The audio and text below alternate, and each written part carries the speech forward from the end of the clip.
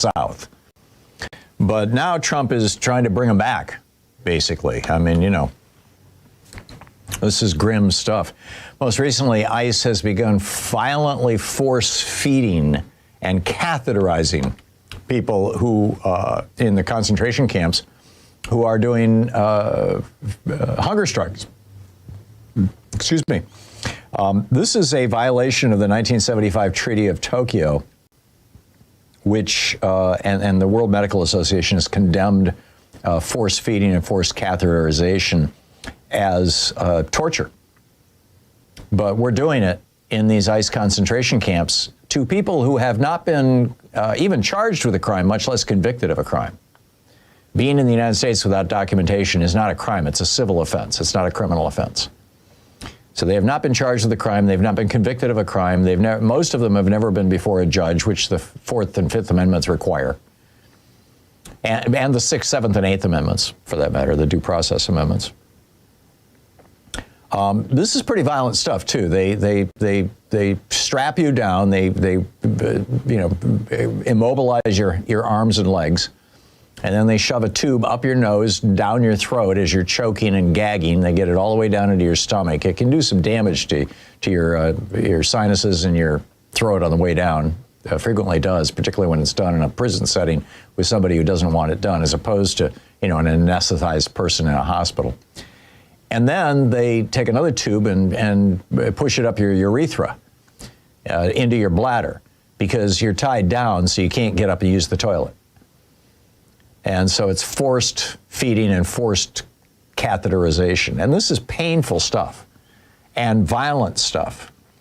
And like I said, it's a violation of international law. I mean, this international law goes back to when Mahatma Gandhi had a successful hunger strike against the British government that was then occupying India.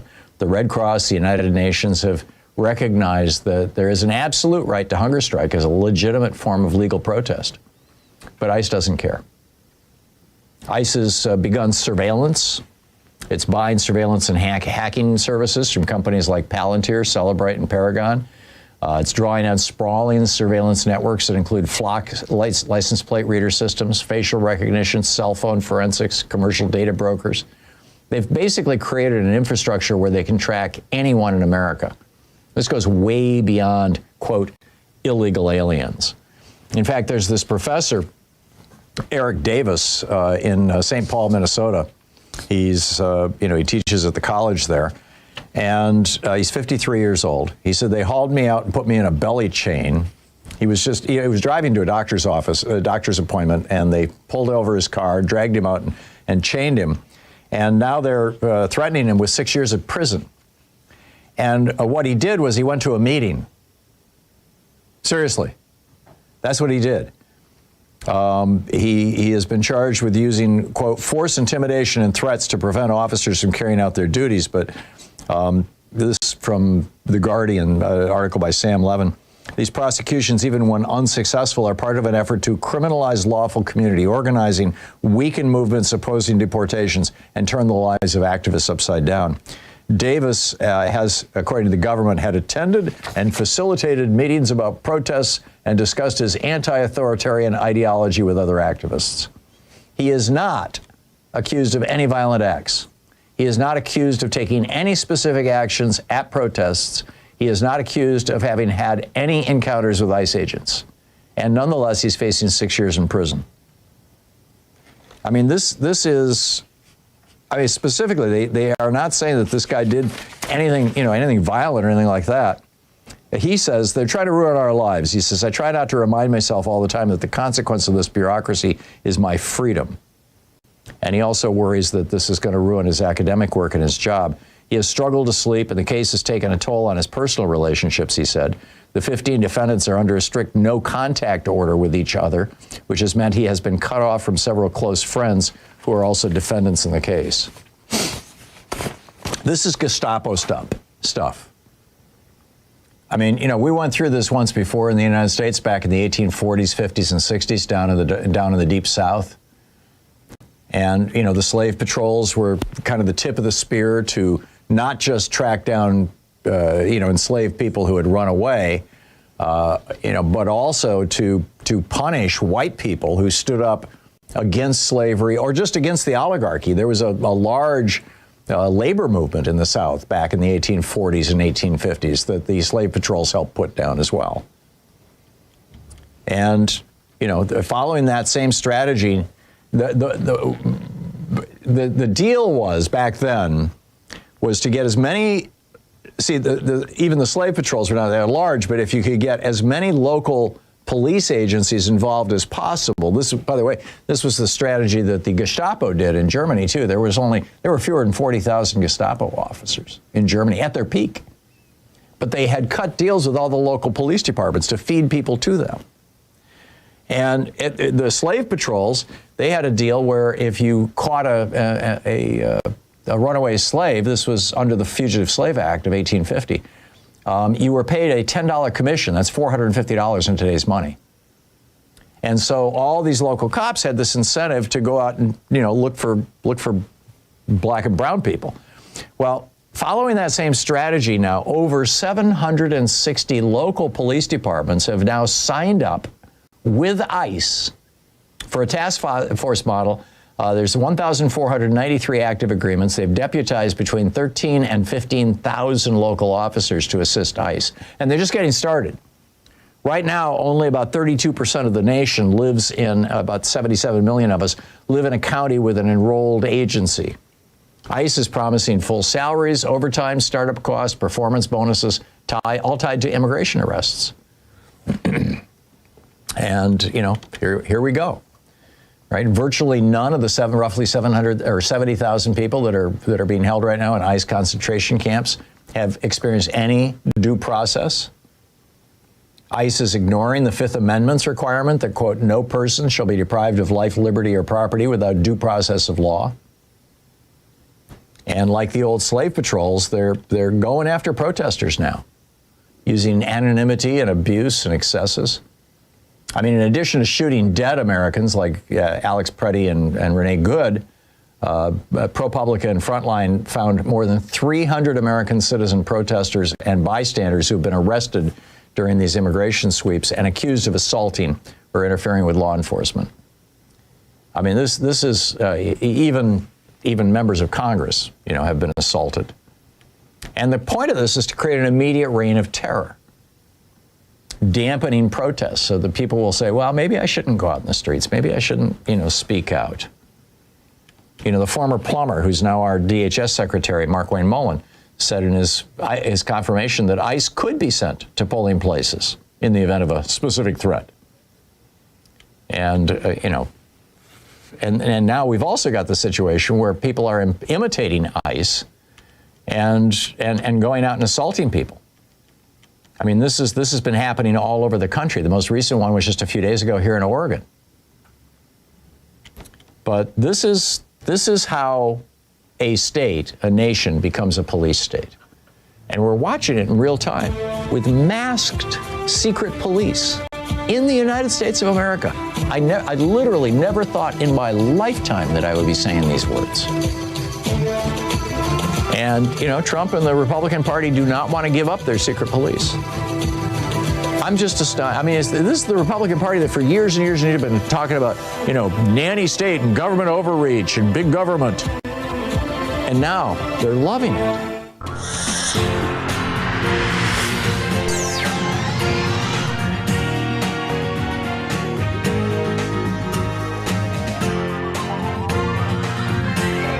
We take life back!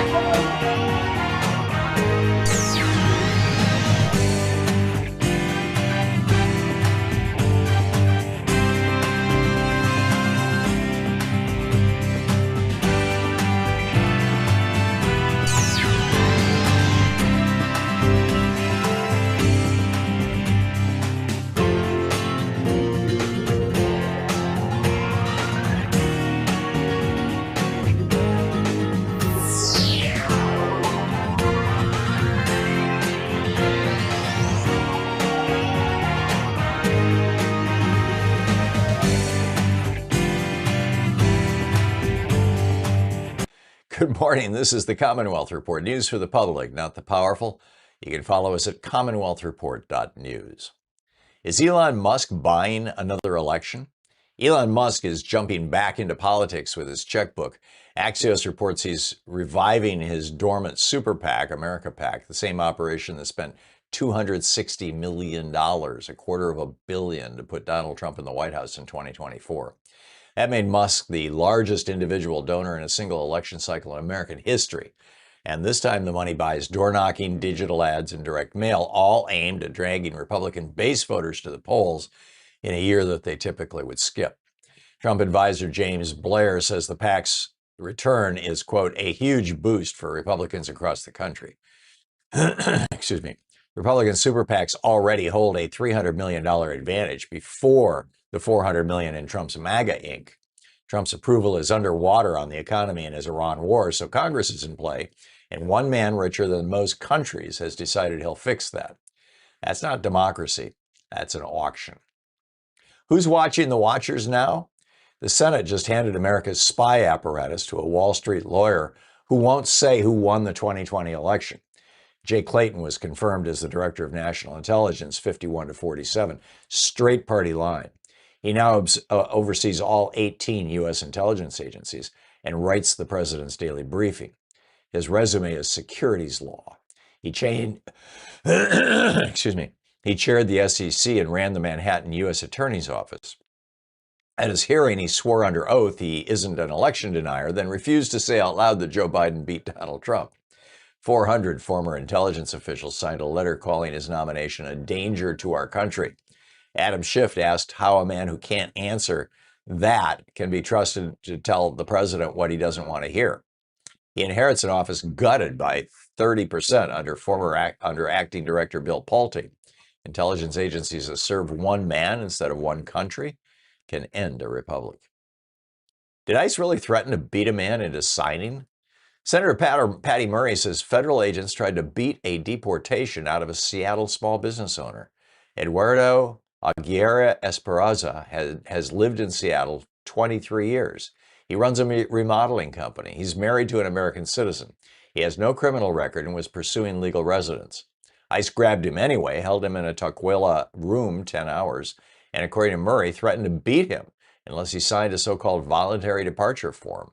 Then at 2 in the morning on a Saturday morning, ICE flew him to Texas without telling his wife or his lawyer. His family believes the plan is a fast hearing with no attorney. Murray says there were cameras in that room and she wants the video. In her words, quote, what ICE is doing is illegal and disturbing. Our new immigration policy appears to be beating a signature out of a man. It's called confession taken by force. How did Germany beat the fossil fuel industry? Here's proof it can be done. New numbers from the Energy Institute show wind and solar generated 44% of Germany's power last year, beating fossil fuels. Coal, the dirtiest fuel we burned, collapsed from more than half of German power to 21%.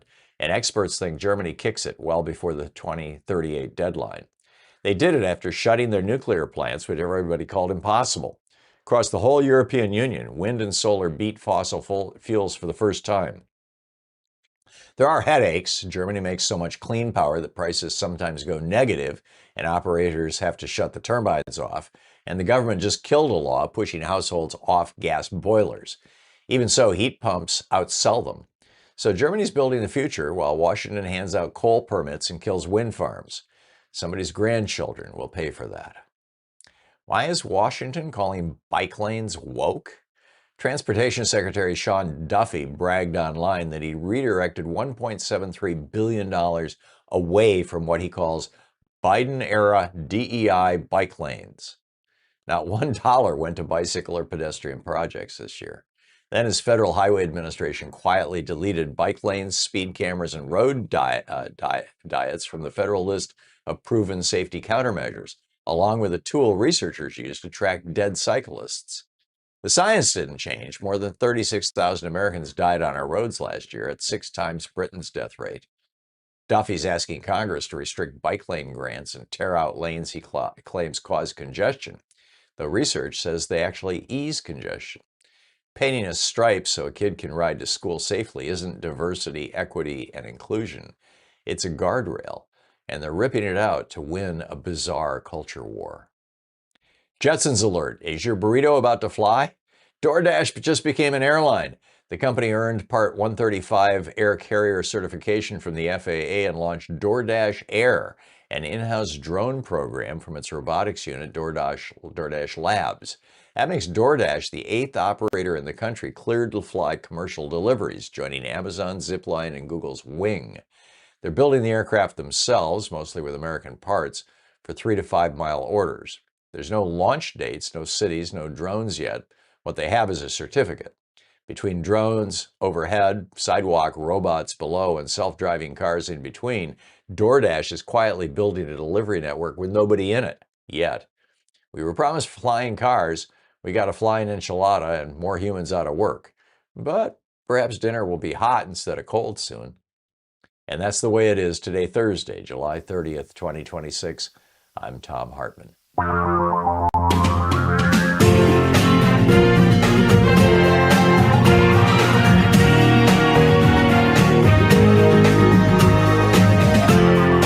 This is the Thom Hartmann Program. Hey, top of the Thursday to you. You know that sign in front of the Smithsonian that says there may be lies in here? That's actually more dangerous than most people. People are making fun of it. I want to talk about that for a minute. Also, is Elon Musk buying another election? It sure looks like it. We'll talk about that in this first hour. And Jetson's alert, is your burrito about to fly? Amazing stuff. In the second hour of our program, Phil Ittner is going to drop by live from Ukraine with an update. Also, did ICE really threaten to beat a man into signing a self-deportation order? Yeah, that in the second hour. In the third hour of our program, how did Germany beat the fossil fuel industry? And why is the Trump administration calling bike lanes woke? This is bizarre stuff. But I want to start out with something that seems like a small story, right? It's just another indication of how petty and bizarre and just fruitcake these guys are. They're, just Looney Tunes. The guys in the White House, that they're putting signs out in front of the Smithsonian. Trump issued this executive order directing the Interior Department, Doug Burgum's organization, to put signs out in front of the Smithsonian Museum of American History saying that, the information in here is biased and you're not credible, and if you want good information, go someplace else. Words to that effect. They haven't put the signs up yet, but they're planning it. And when this was reported on a couple of days ago, most of the people in the media laughed at it. Oh, yeah, look, isn't that pathetic, but it seems so trivial, right? Now, this was based on a bizarre report written by the White House Domestic Policy Council, which is a group made up of a whole bunch of basically leftovers from right-wing think tanks and activist groups like American Compass, Heritage, Manhattan Institute, and Stephen Miller's America First Policy Institute. And it claims that the American Museum of American History has displays that cover the fights for women's and civil rights and to end slavery and talk about the positive role of immigrants and women and queer people in our country. And it finds all that deplorable. Seriously. They wrote, quote, the Smithsonian leadership and museum curators, quote, have directed the museum's mission away from historical education and scholarship of a shared national inheritance to be celebrated and toward extreme political activism rooted in Marxism to divide, dispirit, and discourage Americans.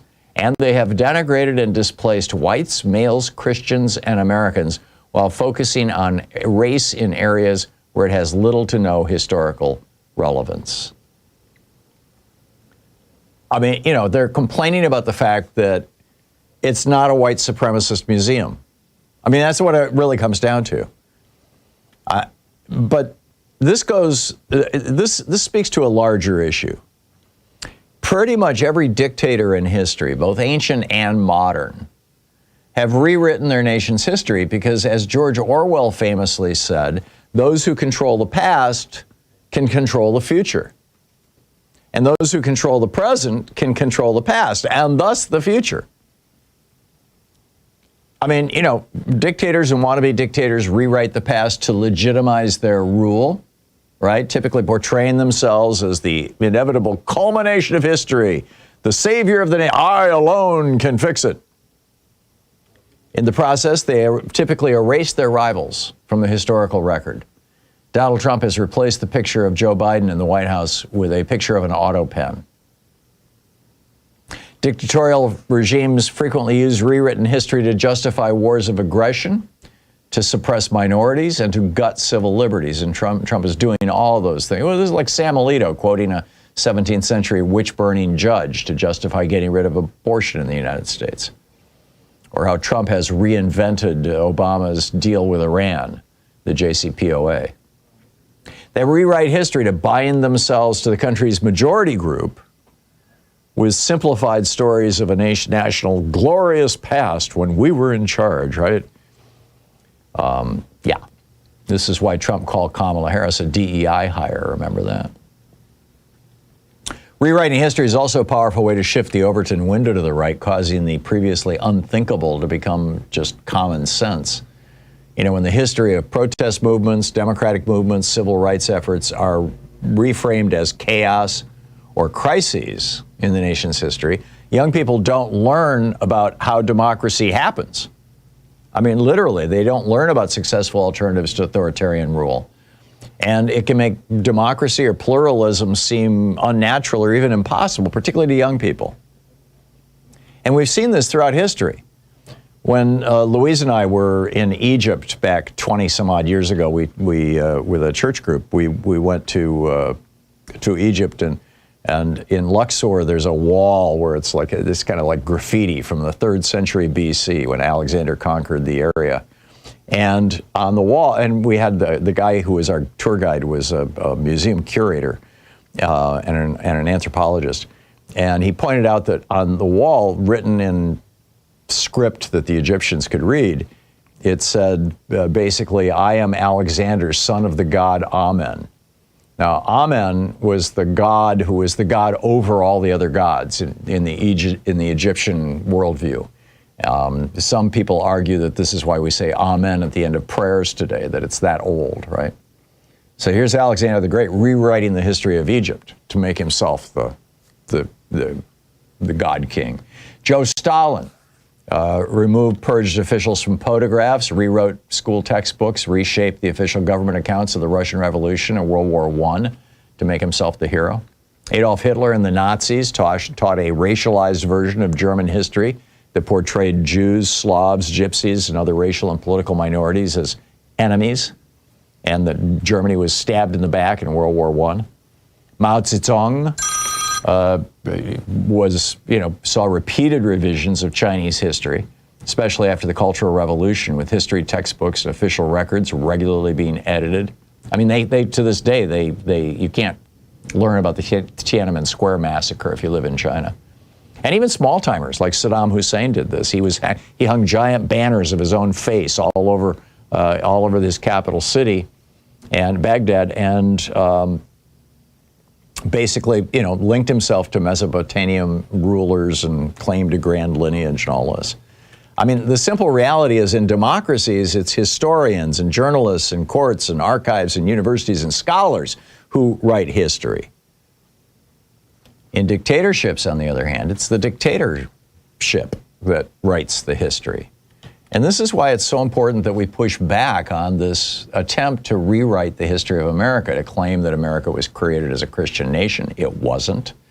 To claim that democracy is basically a failed experiment. I mean, is essentially what some of these billionaires are saying. And people need to understand. For example, I read about this in my new book, Who Killed the American Dream. The American Revolution was a fight against corporate power. It was the first actual real, in the history of the world, the first real revolution against the most powerful corporation in the world at that time, the British East India Company. That was the Boston Tea Party. That was the foundation of our revolution. The Civil War was a fight against oligarchy in the South. We just, and obviously World War II was a fight against fascism. We were the anti-fascists, the Antifa. So, we've got to push back loudly on this and say, this is wrong. And I think it's frankly worth contacting your legislator over and saying, this administration wants to rewrite our history and they want to censor the Smithsonian, and that's just wrong. Stop them. I'll be right back with you. It's 15 minutes past the hour.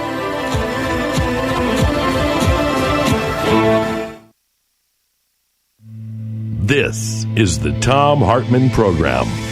Defending America from the weapons of mass deception. I'll be right back with you.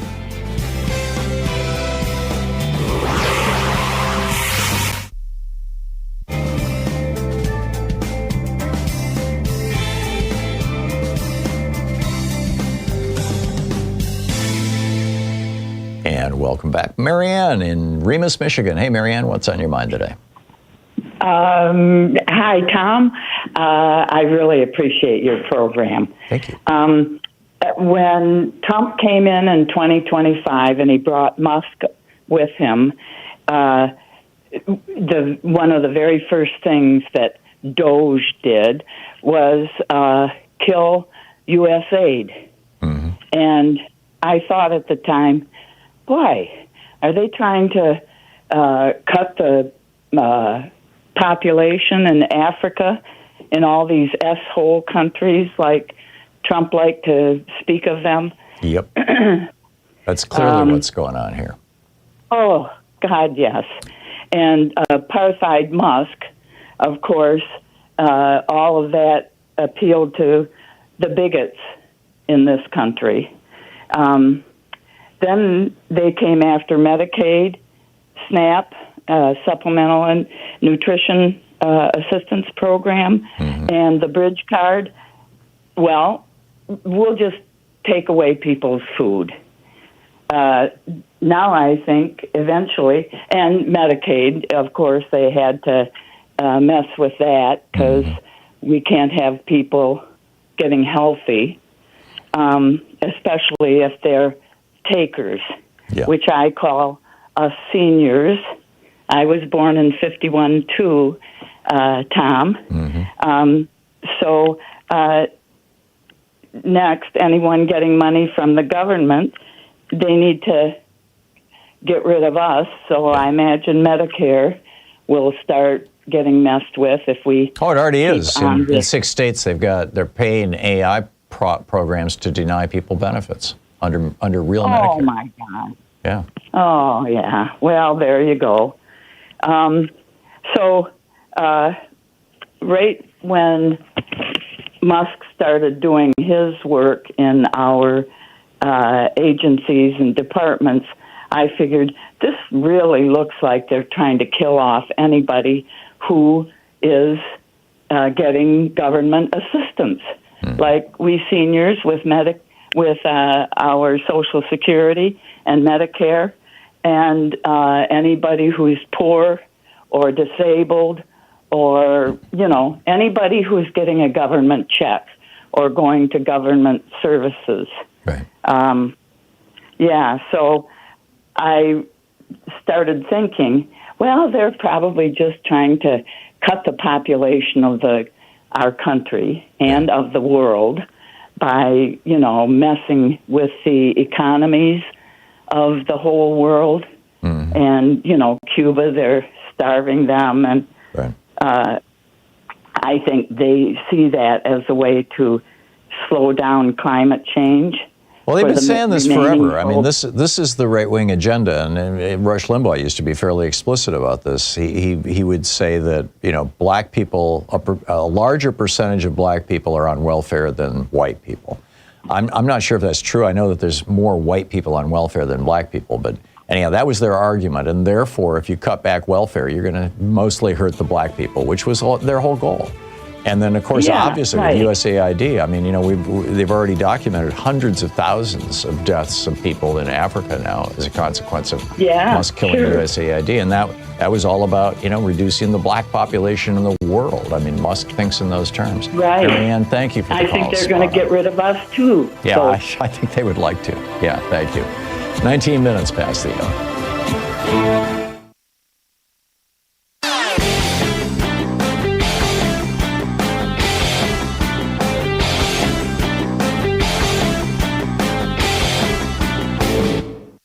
Tired of news that protects the powerful? Get reporting with a backbone at the Commonwealth Report. News for the public, not the powerful.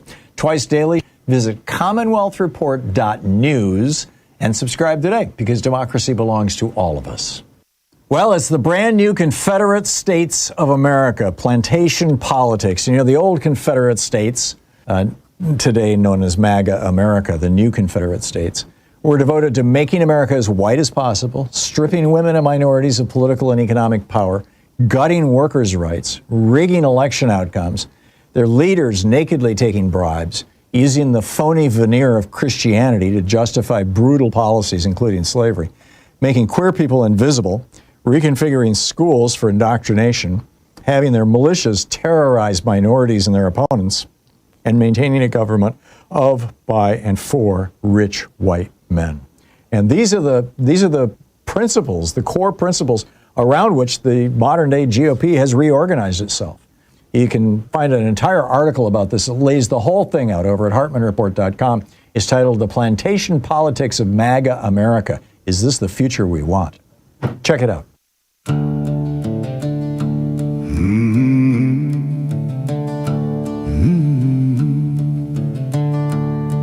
Trump wants to rewrite our story, wash the truth from every wall, hide the courage, kill the memory, so freedom takes the fall. Erase the voices that exposed him, praise the powerful instead.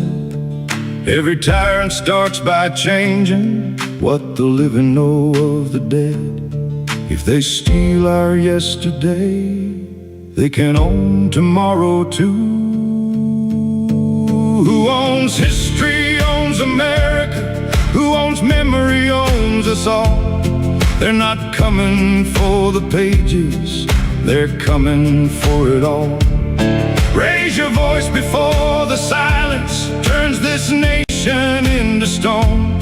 Guard the truth, guard every story, or we'll wake up all alone. Welcome back. So it looks like Elon Musk is planning on pouring a pile of money. He was the largest single contributor of any human being on earth to the political campaigns in the United States last year, or the year before last, in 2024. And it looks like he's $260 million just to get Trump elected.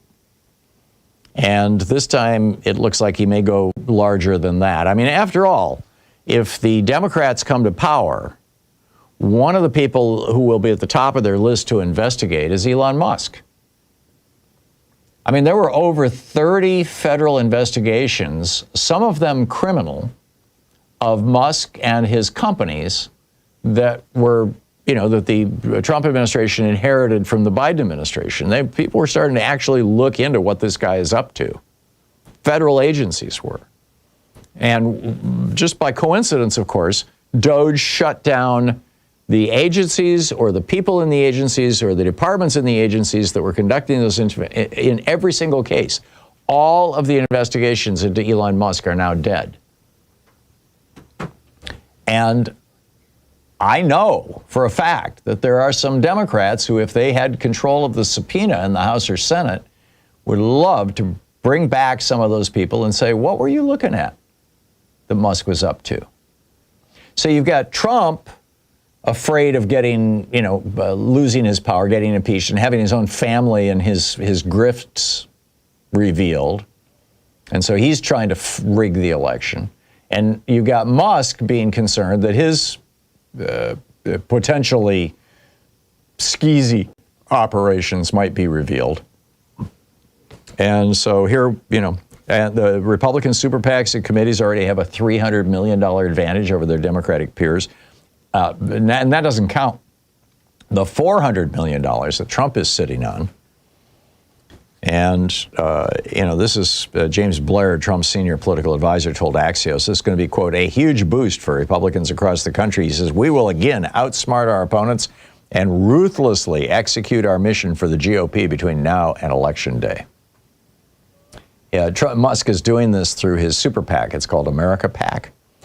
And that's the group that spent $260 million to get Trump elected. And it worked. I mean, without Musk's spending, particularly in Pennsylvania, I don't think Trump would be president. So hang on to your hats, folks. This is going to get wild. And by the way, Musk is putting the money where it's going to have the most impact, which is door-knocking operations and social media. And he also owns, of course, X, the largest social media site in the country. Maybe it's the second largest, I'm not sure. Meanwhile, DoorDash is going to be bringing a drone to your home one of these days. They're actually already working with one drone operator, and they're going to expand. They've got their Dot sidewalk robots now that are working in some cities. And this is going to be the extension. They got approval from the Federal Aviation Administration to operate drones, and they've got their own division now. They've created this. It's called DoorDash Labs. This is according to a report from TechCrunch, and they're gonna start running these drones. I think this is going to be fascinating.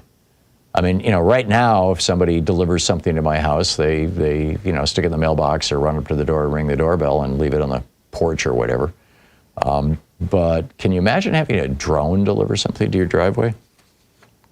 I think that seems like an increasing convenience, but it also could be kind of weird. I mean, these drones are typically equipped with cameras as they come sliding down from the sky past the windows in your bedroom and living room down to the ground level to drop off your package. I don't know. It could be. One day last year, somebody was running a drone in our neighborhood, and it literally came right up to our bedroom and hovered outside our bedroom window for a minute. And it was just going from house to house. And we never did figure out who it was in the neighborhood. It was just totally weird. So I don't know how I feel about this. I have mixed feelings. It's 27 minutes past the hour. What's on your mind? I'll pick up your calls on the other side of the break. It's the Thom Hartmann program, exposing the con in conservative. We'll be right back.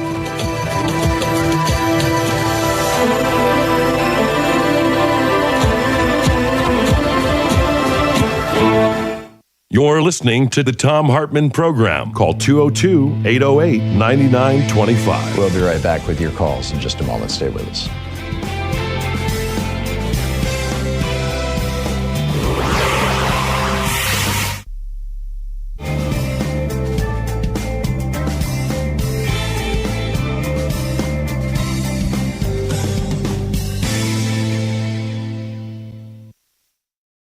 Good morning. This is the Commonwealth Report. News for the public, not the powerful.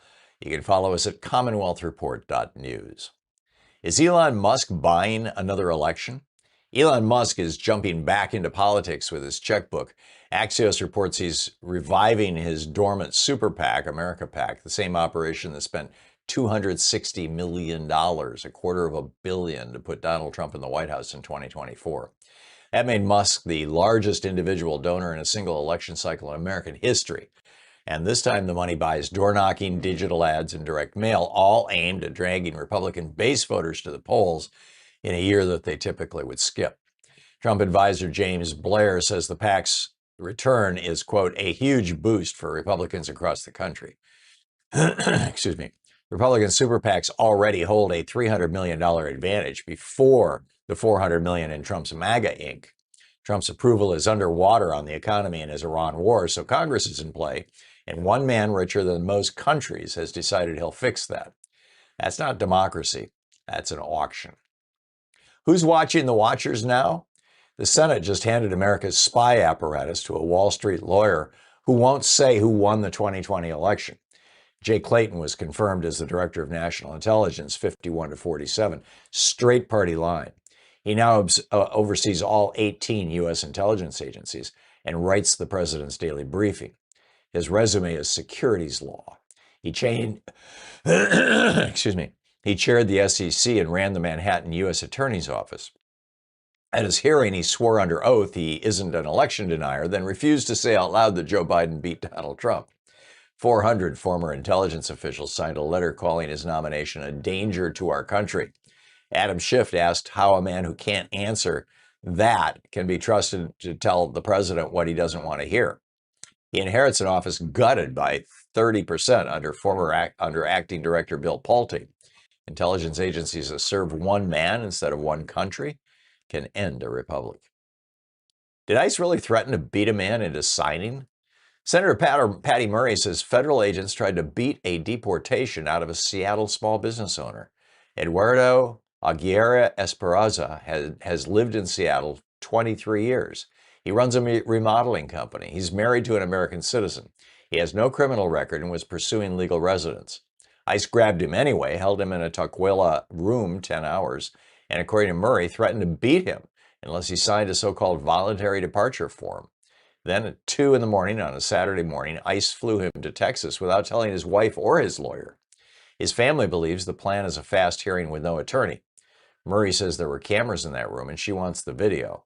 In her words, quote, "What ICE is doing is illegal and disturbing.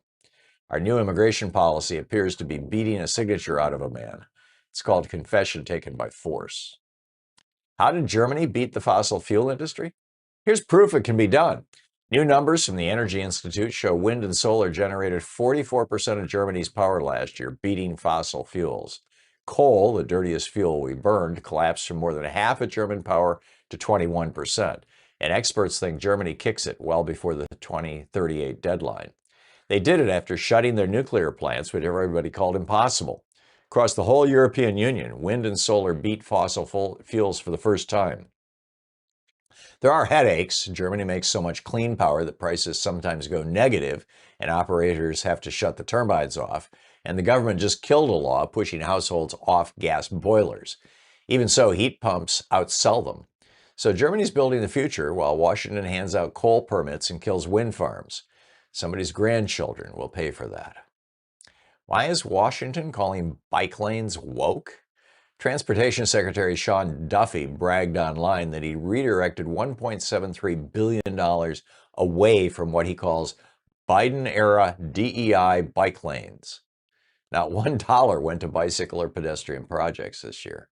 Then his Federal Highway Administration quietly deleted bike lanes, speed cameras, and road diets from the federal list of proven safety countermeasures, along with a tool researchers use to track dead cyclists. The science didn't change. More than 36,000 Americans died on our roads last year at 6 times Britain's death rate.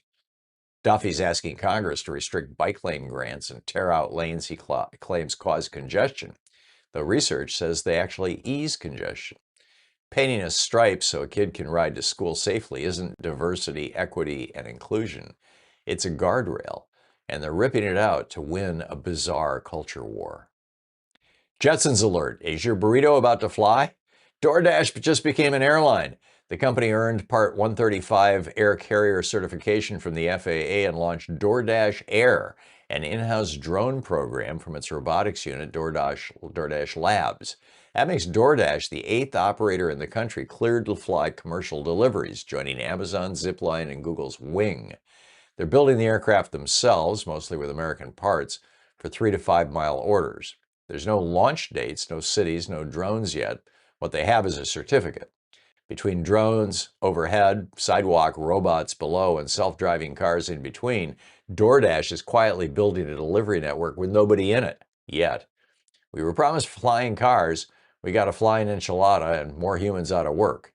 But perhaps dinner will be hot instead of cold soon. And that's the way it is today, Thursday, July 30th, 2026. I'm Thom Hartmann.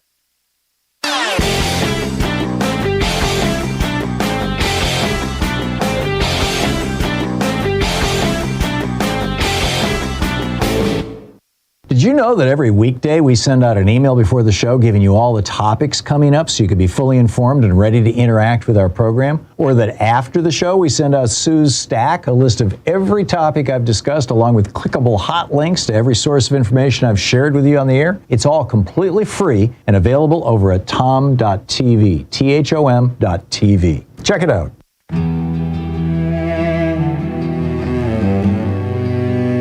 Welcome back. 34 minutes past the hour. Well, it should be obvious to everybody that Donald Trump is planning on paying himself $10 billion, removing himself, doing away with a $100 million fine that the IRS levied on him about a decade ago for unpaid taxes around his Chicago property and for lies about it and tax evasion.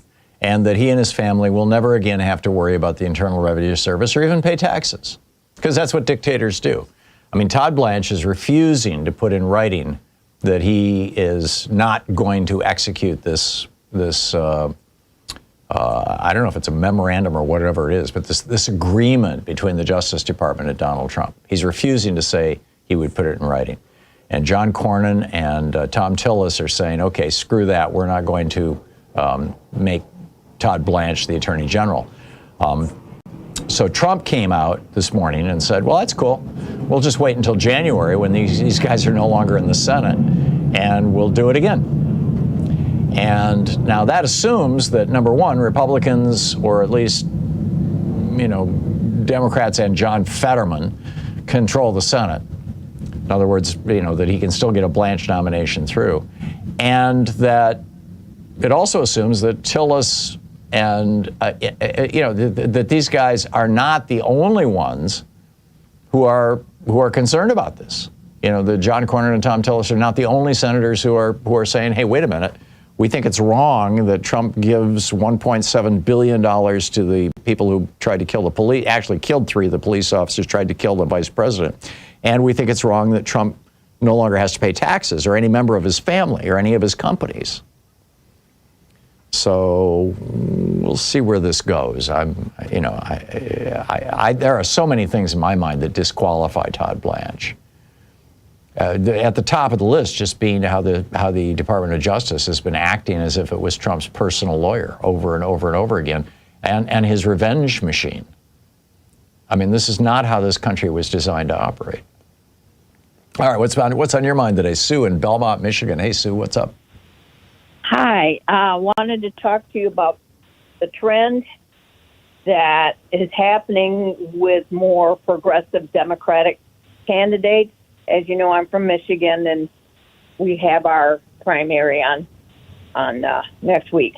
Mm-hmm. And on Tuesday, yeah. I'm also part of a protest group that meets in front of the Social Security office. One of my fellow protesters loaned me a book that I'm going to get passed around. It's called "Giving Up is Unforgettable." Giving Up is Unforgivable. A Manual for Keeping a Democracy by Joyce Vance. I don't know if you've read it or not. I've not. No, I haven't. I read her Substack newsletter, but I don't know about this book. Well, I'm just starting to read it. Hopefully I can get it back to her in about a week, because she's going to pass it around. There's a chapter, the first chapter in there talks about a frog and how we shouldn't be frogs. The whole idea of putting a frog in hot water in a pot and it'll jump out. You put the frog in cold water and gradually turn up the heat. And yeah, I'm familiar with the metaphor. It's not true, by the way, but it's widely believed. Yeah. Well, what I'm saying is that's a good thing to remember in comparing what's been happening here in America. People, when Trump first came in his first term, people kind of, how would you say, they just kind of thought, it's not a big deal. Yeah. And they were like the frog that may jump back in the pot, and they forgot about it. They forgot about January 6th, and they went ahead and voted for him. No, I got it. What's the main solution that she's offering, Sue? Well, I haven't gotten to that chapter. Okay. Well, when you get there, let me know. I'm curious. But yeah, I get it. Okay. We're acclimating ourselves to fascism here, step by step, and the media has been going along with it. It's shocking to me, frankly. Okay, I got one other question. Somebody brought up the idea that FDR was a dictator. Yeah, the Republicans said that a lot in the 1930s. That was a common. What? That was a common metaphor for Republicans in the 30s. Well, I asked this person, I said, what's your facts on this? And I looked it up, on Googled it, and maybe it was coming from from the. It was people who definitely didn't coming like from him, the but- Republicans. There were a number of times when he took actions based on executive orders that in some cases were as questionable in terms of their legality or their practicality as some of the ones that Trump has done. And they got knocked down. The Supreme Court knocked down over and over and over again. That was arguably what the election in 1937 was all about, was the Supreme Court. They were threatening to rule that Social Security was unconstitutional. And, there's a whole long drama around that. It's in my book, The Hidden History of the Supreme Court and the Betrayal of America. But, that was going on. He was willing to use power. That's the bottom line. We haven't, and Trump is willing to use power. Reagan was willing to use power. And Lyndon Johnson was willing to use power. But, I never saw that in a big way coming out of Clinton or Obama or Joe Biden, frankly, for that matter, which is unfortunate. I think that we need when we get another Democratic president, that they need to use all the tools available to them. Sue, thank you for the call. Victor in Las Vegas. Hey, Victor, what's on your mind today?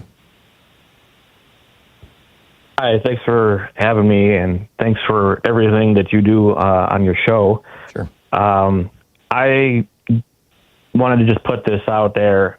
This is just my opinion. I don't think that Trump is going to leave office, and this is just my opinion. And I know that he can't run again, but that doesn't mean he's going to not try to. And there's plenty of people that have tried to enable him. And I know a lot of people say he's trolling and he's just, he's out there saying these things, just Trump being Trump. And I don't think so. I think that somebody who prints merch for 2028 is not trolling. I think he's serious about doing it. And I think some of the real quick topics that I want to point out is that he admires dictators, not just for their power, but the fact that they stay in power. Mm-hmm. And the fact that he's building a bunker under the White House. It's mostly complete. It says on Times Magazine it's supposed to be conveniently completed by September of 2028, two months before the elections. Right. He was on TV. Talking about it. They were building it. He says it's mostly done. It's an underground city. He kept emphasizing that he's going to have access to unlimited drones for the shield, and it's like, yeah. I hope I'm wrong. I just feel like he's not going to leave. I think and that I think if his health holds up, I suspect you're right. I just don't think his health is gonna. I think his body is gonna betray him. I think it's already starting to. He's falling asleep constantly. He's got these bruises all over. His ankles are swollen up. He smells like a sewer apparently, constantly. He's got really bad digestive problems, and his diaper is constantly failing. In fact, it famously failed on Fox News once, where he was dribbling brown liquid, on a white couch as he was sitting there on Fox and Friends. That shot has gone around the world a few million times. So I get it. I guess the one thing that might protect us is telomeres, the simple laws of biology of aging. But we'll see. We'll see. Go ahead. Go ahead. Sorry. No, finish your thought, and then I got to move along. I was just saying that they were saying I had watched a thing about like how some people that are evil, they last longer. Like they may have appearance of regression, but some people they last a long time. The problem he's facing, we'll see. Yeah, the problem that he's facing is that the minute he loses power, he's going to be the subject. His past, his crimes, his grifts, his thefts are going to start catching up to him, and he knows that. Yeah. And so that's why. I get it. They're trying to take the elections. I mean, that's what they're trying to do. Absolutely. And so but thank you so much for having me. So I really appreciate it. Keep doing what you're doing. You do an amazing job. Thank you, Victor. Good talking to you. Maverick in Redmond, Washington. Hey, Maverick, what's up? Tom, if there was a drone hovering outside my bedroom window, my first inclination would be to dispatch it with great prejudice. Yeah, I didn't have a gun handy. I'm just saying. It was only there for a few seconds, It was like, maybe 10 seconds, so wasn't really time to do anything about it. Go out with a baseball maybe a bat or broomstick or something. Yeah. The reason I'm calling Tom is World War III. Mm-hmm. So we all, and I just have a simple question for you, but I need to set it up. We all know that World War I and World War II were given their start date after the facts, right? Mm-hmm. So I think it's true of most wars. Fair enough. So my question is, with the expansion of this war/conflict, Trump's war/conflict, that's going on in the Middle East right now, your thoughts on at what point would you be inclined to declare it a world war? What has to happen? Oh, that's a good question. Yeah, Mateo said it was too. Yeah. And what a nice fellow, by the way. Yeah, Mateo is a good guy. I think that I think it depends on how many people are throwing bombs at each other. So far the war has been contained largely to the Middle East. Ukraine has fired one shot into and that was in the Caspian Sea. That wasn't even in the Red Sea, or the Gulf or the Arabian Gulf. Right. So.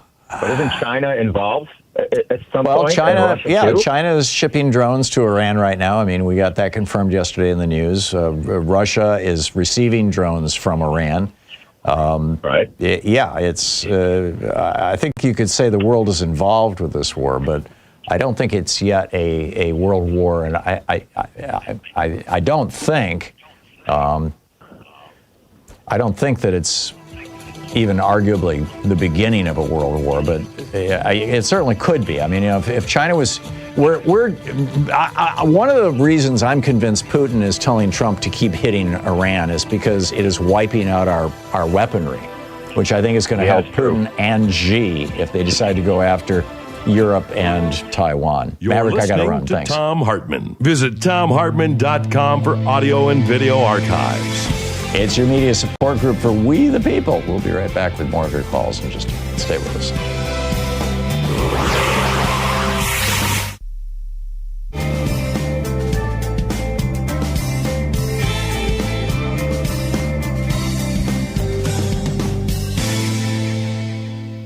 Bill in Sun City, Arizona. Hey, Bill, what's on your mind today?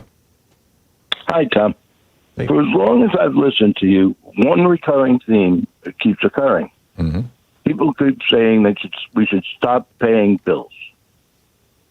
And you poo-poo it because of the destruction that it would cause. No, that's not true. To some extent, That's not why I poo-poo it. I poo-poo it because I don't see any institution or organization capable of coordinating it.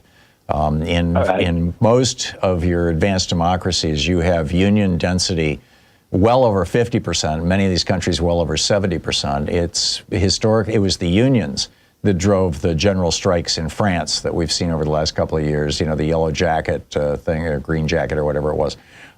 It was the unions that drove the strikes in Spain, particularly in the Basque region.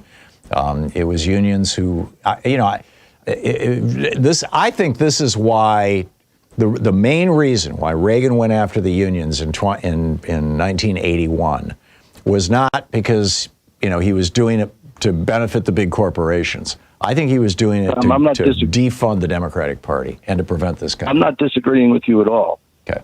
At all. What I'm calling is just to say that there are ways. There is something we can stop paying that we have the agency to do. There's things out there to help us do it.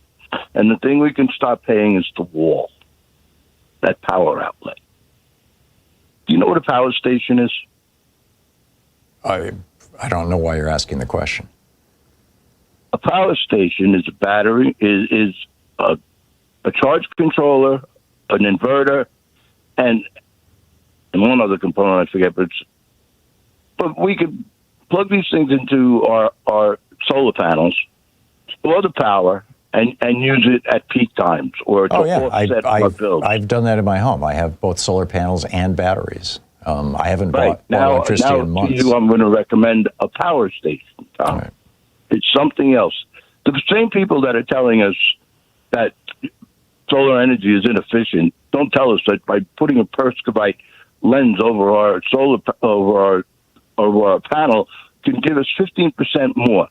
The advances in solar technology and power technology have burgeoned. They're just not telling us, and you got to admit that.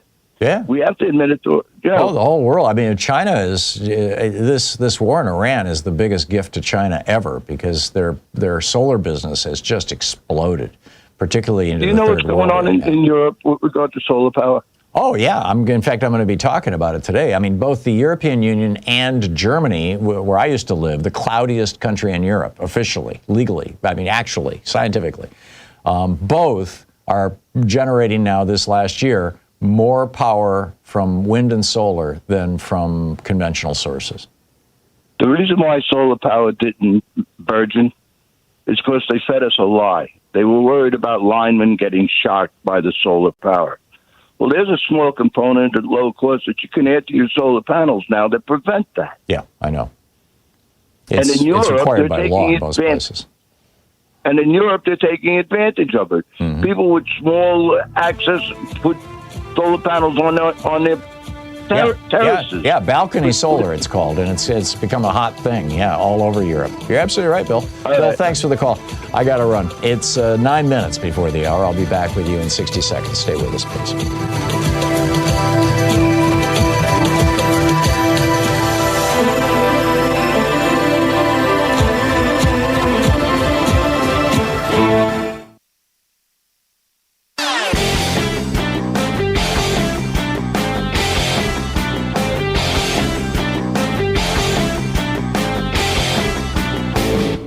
Hey, thanks so much for sharing our program and for reaching out to our stations and sponsors and letting them know that you're listening. It really means a lot to us. It's the great revenge. Trump's Orwellian America is taking shape. The key to it was this insane executive order titled Ending the Weaponization of the Federal Government. And basically what it does is it sets up the weaponization of the federal government. It proclaims that the Biden administration was, using the Justice Department to go after Trump people and Republicans, and it does it in a way that basically rationalizes they're doing the same thing.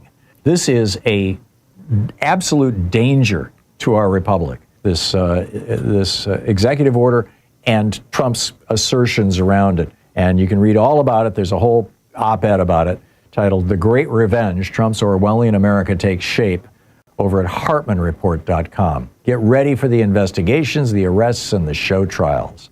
HartmannReport.com. Check it out. Welcome back. 52 minutes past the hour. Picking up your calls here. Harry in Eureka, California. Hey, Harry, what's up? Nothing at the moment. I wish there were so we could use a sign. We've been involved in multiple protests, but I don't see any on the horizon yet.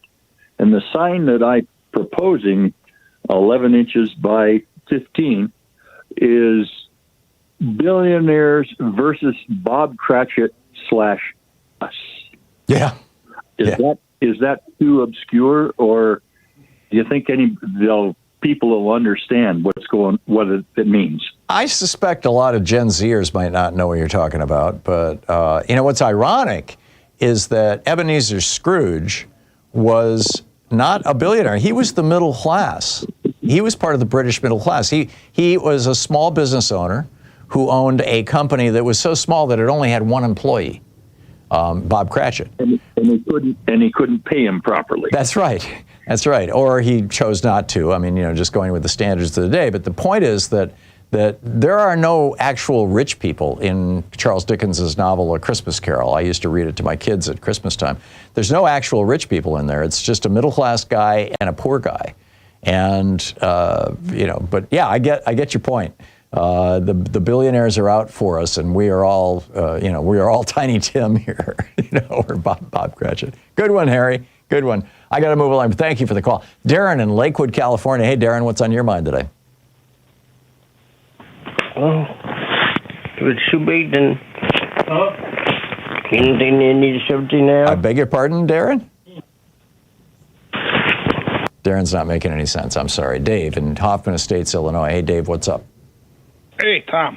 Yeah, I was just reading about where the Center for Strategic and International Studies, a Washington-based think tank, estimated that this week that the U.S. military has fewer than 1,000 Patriot interceptors on hand and fewer than 250 THAAD interceptors. Yep, and it's going to take years to rebuild that stockpile, by the way. And this is why I think that Putin has been, and maybe even Xi have been encouraging Trump to keep up his war with Iran, because we're depleting our stockpiles to the point where if Putin decides that he's going to try and take the eastern half of Poland or Lithuania or Estonia or something like that, which he's threatened to do, or President Xi decides that he's going to take Taiwan, we've lost the capability of stopping them. Yeah, and remember early on in that war, we had relocated Patriots out of South Korea. Yep. But reading this morning, though, too, where the U.S. Army awarded Lockheed Martin a contract worth up to $58.6 billion to produce Patriot interceptors. Yeah. Because as the conflicts in right, and Iran, they'll be available to us in another year and a half. I mean, yeah, exactly. That's why, on that same token, that's why about 3 NATO countries are buying from the South Koreans. Yeah. The Chunmoo rocket launchers. Yeah.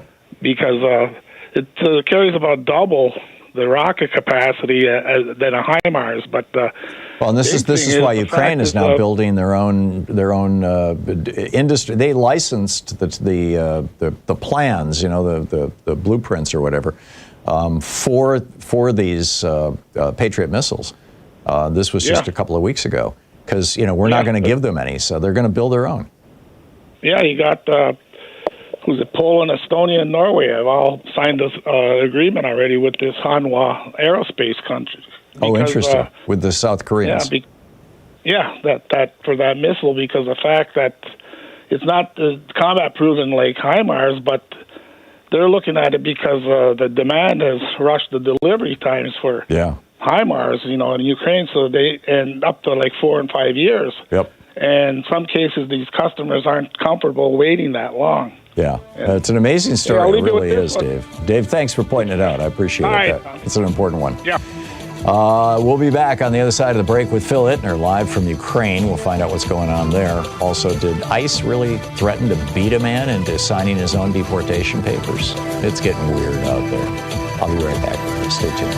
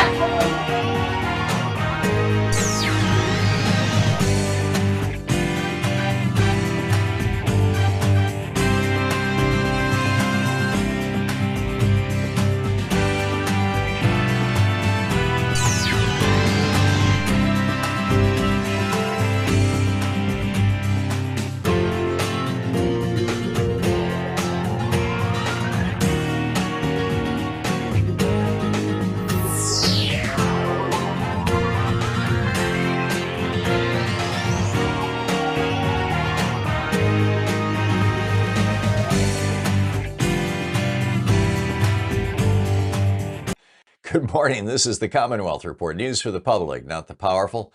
You can follow us at commonwealthreport.news.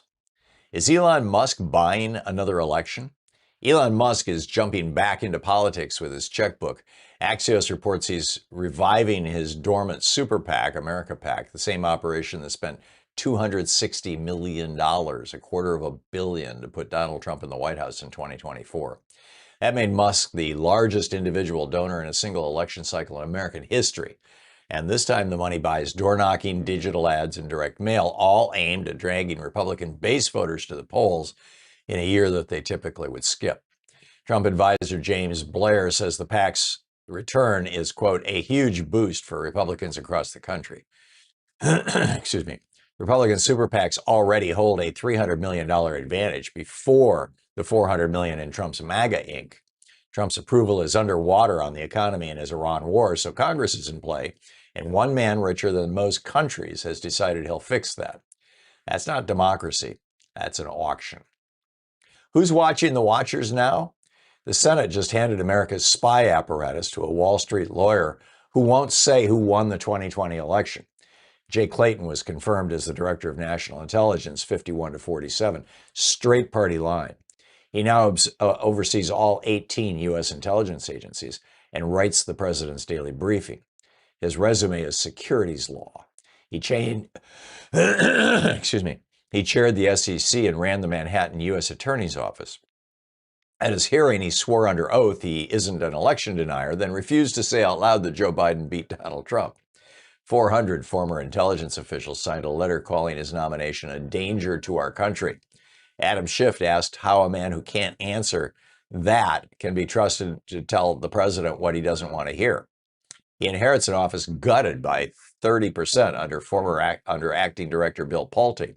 Intelligence agencies that serve one man instead of one country can end a republic. Did ICE really threaten to beat a man into signing? Senator Patty Murray says federal agents tried to beat a deportation out of a Seattle small business owner. Eduardo Aguirre Esperanza has lived in Seattle 23 years. He runs a remodeling company. He's married to an American citizen.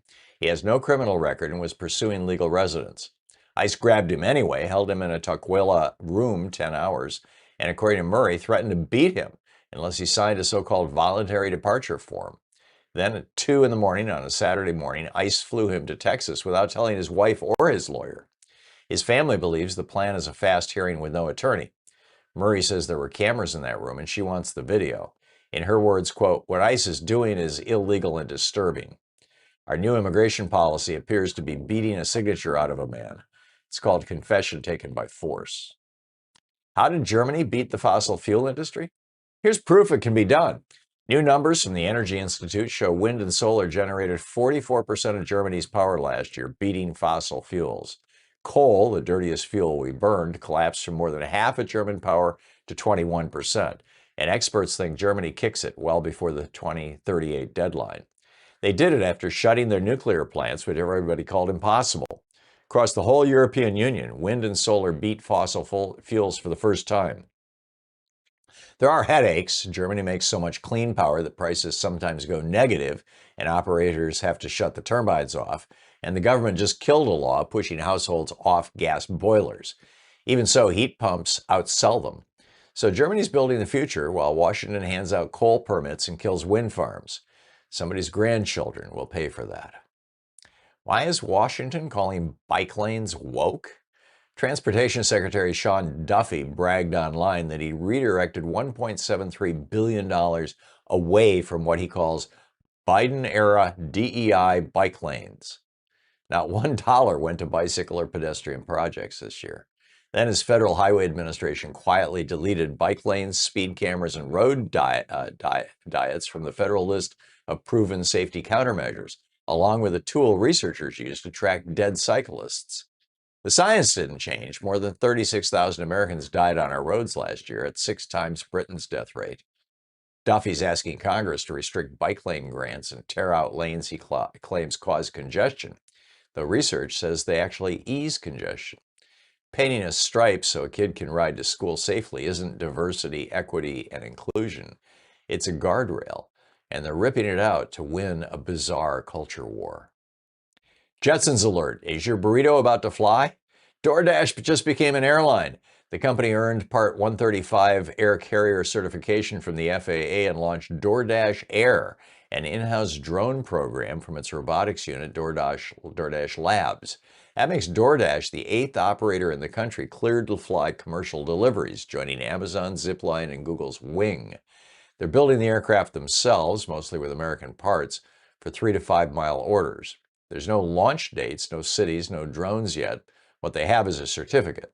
Between drones overhead, sidewalk robots below, and self-driving cars in between, DoorDash is quietly building a delivery network with nobody in it yet. We were promised flying cars. We got a flying enchilada and more humans out of work. But perhaps dinner will be hot instead of cold soon. And that's the way it is today, Thursday, July 30th, 2026. I'm Thom Hartmann. We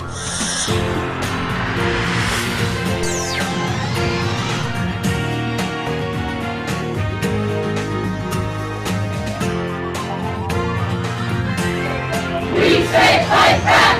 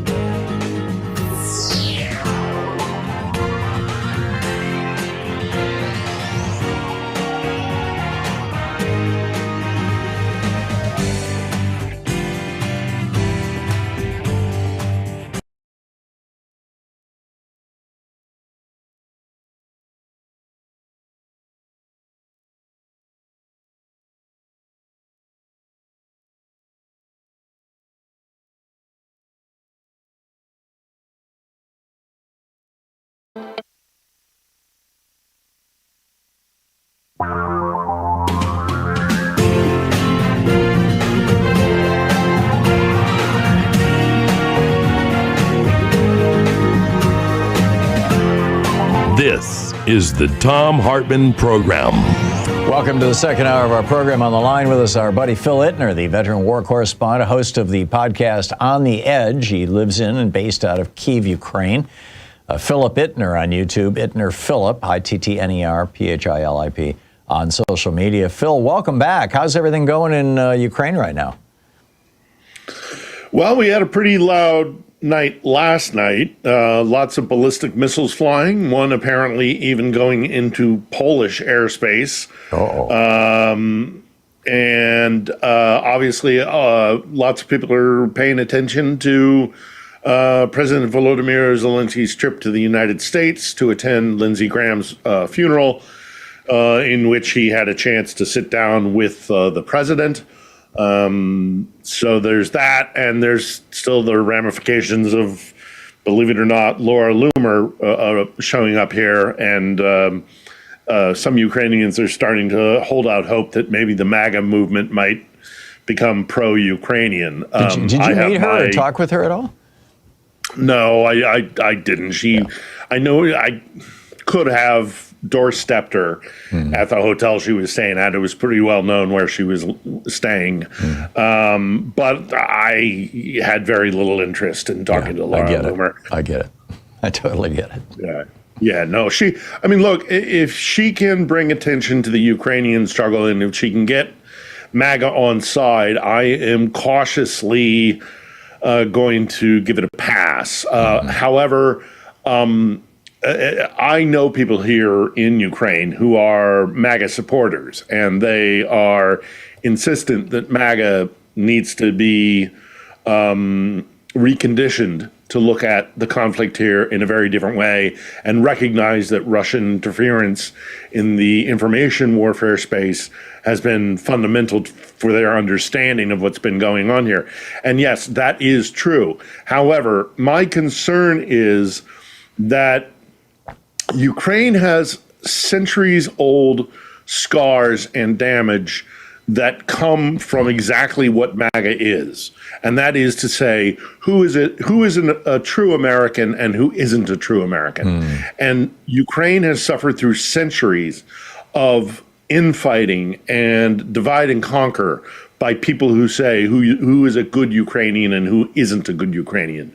And I just think that influence from the MAGA movement, when this war finally ends and Ukraine starts to reconstruct itself, which is going to take a very, very long time, they do not need to be taking lessons from MAGA.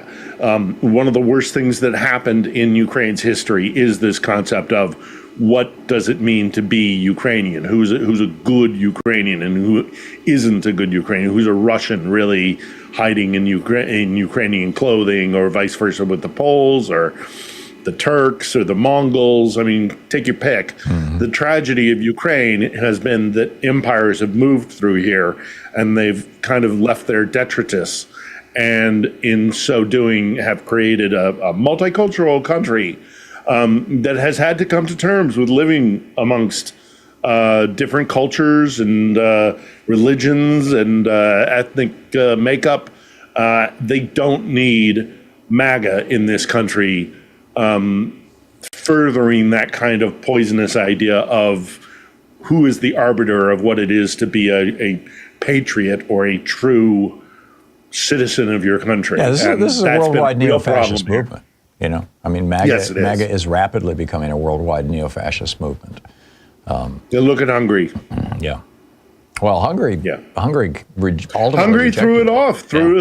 Absolutely they did, but not for a lack of trying by Moscow, you know. So that's what Moscow does. And that's what MAGA does. And I think they're fellow travelers. I think they have common cause. I think they have common ideology and methodology. And it is based on divide and conquer. It's divisive. And that's exactly what Ukraine does not need. And that's what worries me about a MAGA supported Ukrainian independence movement. I will take the weapons. I will take the funding.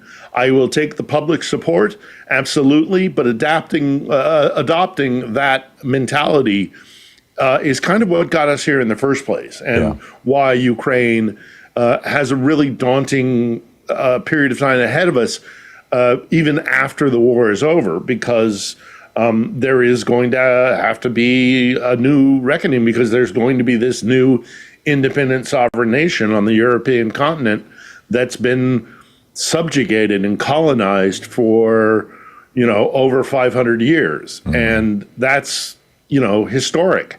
And they're not used to it. And there's centuries of trauma here that lies just below the surface. And so I am concerned that this kind of poisonous ideology that Loomer brings with her might infect Ukraine at a time when they need to be unifying and not pointing fingers at one another. Yeah, I totally get it. I'm curious your thoughts on the possibility that Putin might be encouraging Trump to keep fighting with Iran because this exhausts. Apparently, we're down to like 1,000 Patriot missiles, and we're wiping out our stores, and it takes 2, 3, 4 years to rebuild these things, and that Putin and Xi are both thinking, wow, if America can deplete enough of their stockpile in the Middle East, then Putin can take eastern Poland and Latvia, Lithuania, and Estonia, and Xi can take China or Taiwan rather, and it wouldn't necessarily turn into World War III because America would not have the capacity to respond. I realize this is a rather elaborate conspiracy theory, but it seems to be how things are working out. What are your thoughts on this? Well, the real problem I have is actually the way the Patriot missile systems are being utilized in Trump's war in Iran. It is not hard to come here and talk to Ukrainian drone operators. And I've got on my own channel, on The Edge, I have spoken at least 5 times to 5 different people who have very in-depth knowledge of drone warfare, how it's conducted, whether or not it's frontline soldiers who are actually drone operators, or whether or not it is people producing new technologies. The problem with burning through the stockpile isn't that it isn't just that we're involved in a war that we shouldn't have ever gotten involved with, but the use and the tactics of drones using Patriots against drones is foolish. You use a Patriot against a cruise missile. Mm-hmm. You don't use a Patriot against a $20,000 Shahed drone. And the Ukrainians learned that a long time ago. And if there is a way, that's another aspect of a possible way that the administration and the GOP might find a way to become pro-Ukrainian is the fact that if we actually invited Ukrainians over and said, teach us your ways, teach us, they are on the forefront of drone technology. It's indisputable, absolutely indisputable. I mean, my last week's episode of On the Edge is with a guy who is the co-founder of a drone company, a production company, which is another way the Ukrainians have been very smart because they've utilized startups. But this guy started at the very beginning of the full-scale invasion doing things that weren't, it's not about dropping bombs. It's about logistics, command and control, supply, they have taken the lead in inventiveness when it comes to drones. Now, the Russians will get these drones and they'll reverse engineer them and then they'll produce their own version. But the Ukrainian inventiveness is leaps and bounds above anybody who is producing drones. And I would argue that includes the United States of America. We should be listening to the Ukrainians. We should be contracting with Ukrainian drone producers. And to my mind, to my knowledge, we're not really doing that. And we should be, because we're burning through that stockpile of interceptors because we're not taking the lessons that the Ukrainians learned over 2, maybe 3 years ago. So it's distressing to say the least. The other thing that did come out, and when I'm talking about Americans speaking with Ukrainians, is that one good thing that did come out of the Zelensky trip that does look like it's really going to happen is that finally we might get a visit by Witkoff and Jared Kushner coming here to Ukraine. And kind of like Laura Loomer, and I really don't like bringing her up as much as I already have, but there is something about being here, Tom. Mm-hmm. Stepping foot off the plane, off the train, because you can't fly in, and meeting with Ukrainians. And you speak to, I've heard this time and time again by people who have never stepped foot here, and it's their first visit to Ukraine. They get off the train, and the first Ukrainian that they speak to says the same thing that the second, the third, the fourth, the fifth, ad infinitum. We're never going to bend the knee to Russia again. We are a sovereign, independent nation. And to see a people stand up for their liberty and their the right for them to tell their own story and be their own nation and plot their own course is highly inspiring. And the fact that you will find that in almost uniform, person after person will tell you, we will never bend the knee to Moscow again. And I think more Americans should be coming here and learning that lesson and carrying it back with them. So as much as I am not a fan of Miss Loomer, nor am I a fan of Mr. Witkoff or Mr. Kushner, coming here can change you. It can change you because you meet the people and you understand their struggle. Yeah, I get it. The great Phil Ittner, the veteran war correspondent, host of the On the Edge podcast, based out of Kyiv, Ukraine. Phil, always a pleasure. Thank you so much for coming by every week. And come on over anytime, Tom. We'll set it all up. I may well, Phil. I may well. Thank you very much. All right, you're a good man. Thank you for talking. Back at you. 18 minutes past the hour.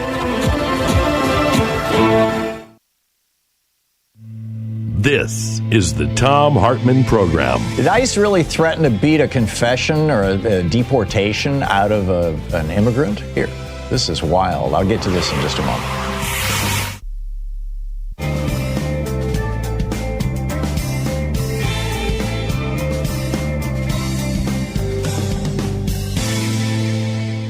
And welcome back. Mike in Madison, Wisconsin. Hey, Mike, what's up? Thanks for taking my call, Tom. See, I have a question here. If the Democrats take back control of the House and Senate in November, will the Democrats propose amendments to Trump's big, beautiful bill to end fossil fuel subsidies? And the reason why is this. According to a report by the Financial Times, American oil producers are set to make over $60 billion this year in windfall profits. Yep. Energy research firm Rystad projects if U.S. oil prices average $100 a barrel this year, oil companies in the United States will make $64 billion. Collectively, worldwide, the added windfall profit to the big major oil companies will be $234 billion this year. Yeah. So why are we subsidizing the rich and filthy oil companies who give political contributions to our enemies, like the Republican Party? The same reason we subsidize Elon Musk and all the other billionaires, because because the 5 corrupt Republicans on the Supreme Court said that it's okay for billionaires and their companies to buy politicians and judges. And so they're out there buying them. I mean, it's just that simple. We've got to overturn Citizens United. We've got to do away with this bizarre doctrine that corporations are persons and money is speech. It's a crime. I mean, the whole idea is wrong. Well, I hope the Democrats, if they take back the House and the Senate, they try to get an amendment through and pass to get rid of these fossil fuels. Well, they're talking about it. There's a bunch of them that are talking about it. I would be surprised if they didn't do it. Mike. Yeah, no, I'm with you, Mike. I'm with you. Thank you very much. Ron in Berrien Springs, Michigan. Hey, Ron, what's on your mind today? Hi, Tom. I'm surprised Phil didn't tell the North Koreans have said they're going to send another 30,000. Yeah, I saw that. Combat. Yeah, I forgot to mention that to him. Thank you. Yes, and it's just meat, meat for the grinder, right? It's apparently the average lifespan of a Russian soldier being sent to Ukraine right now is under a month. Yes, and the North Koreans that were sent there earlier, 14 to 15,000, they have taken a severe beating, but they are nonetheless bringing more soldiers over there. Yep. And it showed on German television today, broadcast that I guess it was returning North Koreans, and they were, of course, overjoyed to survive the Ukrainian-Russian battle. Yeah. But they were like fanatical. Of course, they are fanatical. Yeah. They reading their leader. Yeah, they're well brainwashed. Yes, they're receiving combat training, and even though their numbers they're paying a heavy price, it's also giving them boldness and I think bargaining chips to deal when they do deal with the South Koreans. But now on another note, Cuba, have you seen they are taking from the Chinese solar panels, which they're setting up, and they're that way bringing in at least a few hours. Yeah, they are. The problem is they don't have the money to do it, but this is such a golden opportunity for Cuba to reinvent itself as a solar-powered country. It's just remarkable, although Trump is going to do everything he can to appropriate that island back to us. Ron, thank you for the call. 22 and a half minutes past the hour. I'll be back with more of the news of the day and your calls in just a moment. Stay with us.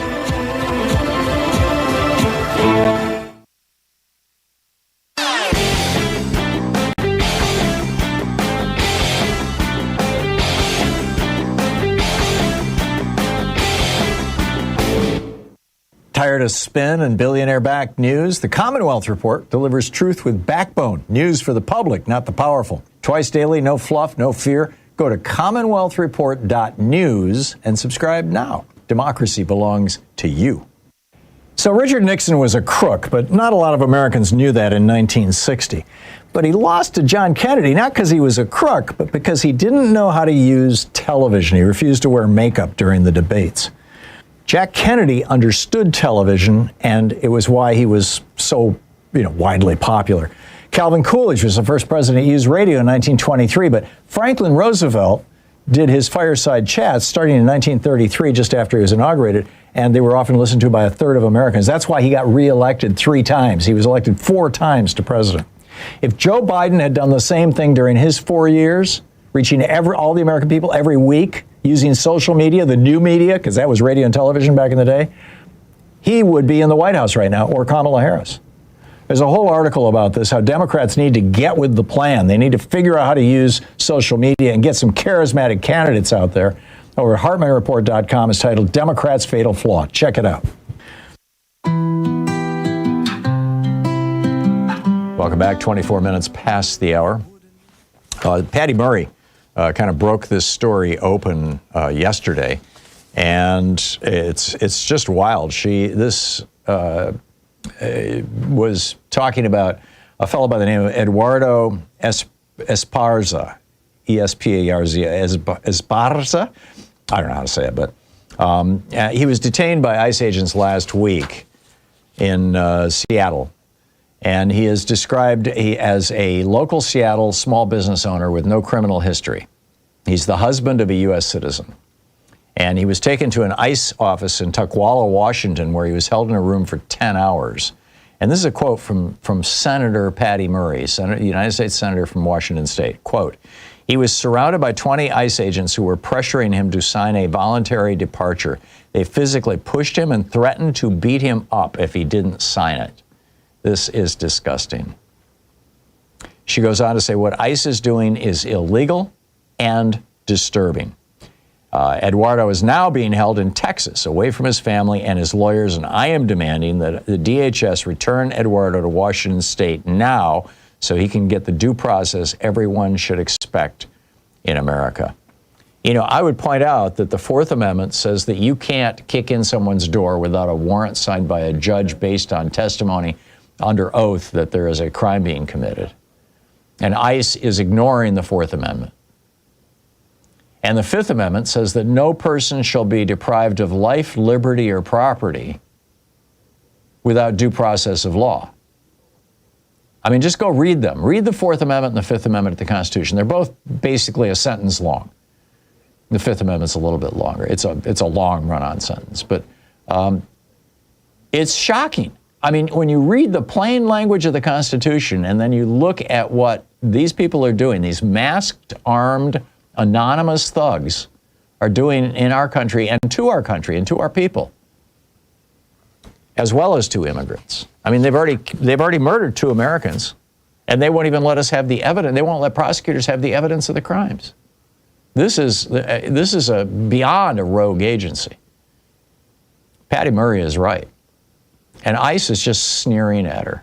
This entire Trump administration, they're just so convinced that, you know, fascism is the right way to go, and they will never be challenged, and they're gonna shut down all the dissent, and they're gonna, you know, get all those brown people out of the country, and let's just have our nice white Christian nation, right? I don't think it's gonna work, but it sure is causing a lot of pain in the process. You're listening to the Thom Hartmann Program. Call 202-808-9925. So what's on your mind? I'll pick up your calls on the other side of the break. Stay with us.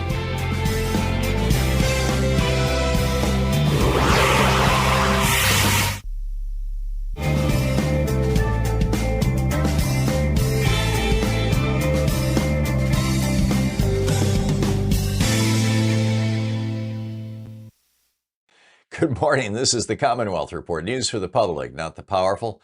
You can follow us at commonwealthreport.news. Is Elon Musk buying another election? Elon Musk is jumping back into politics with his checkbook. Axios reports he's reviving his dormant super PAC, America PAC, the same operation that spent $260 million, $250 million, to put Donald Trump in the White House in 2024. That made Musk the largest individual donor in a single election cycle in American history. And this time the money buys door-knocking, digital ads, and direct mail, all aimed at dragging Republican base voters to the polls in a year that they typically would skip.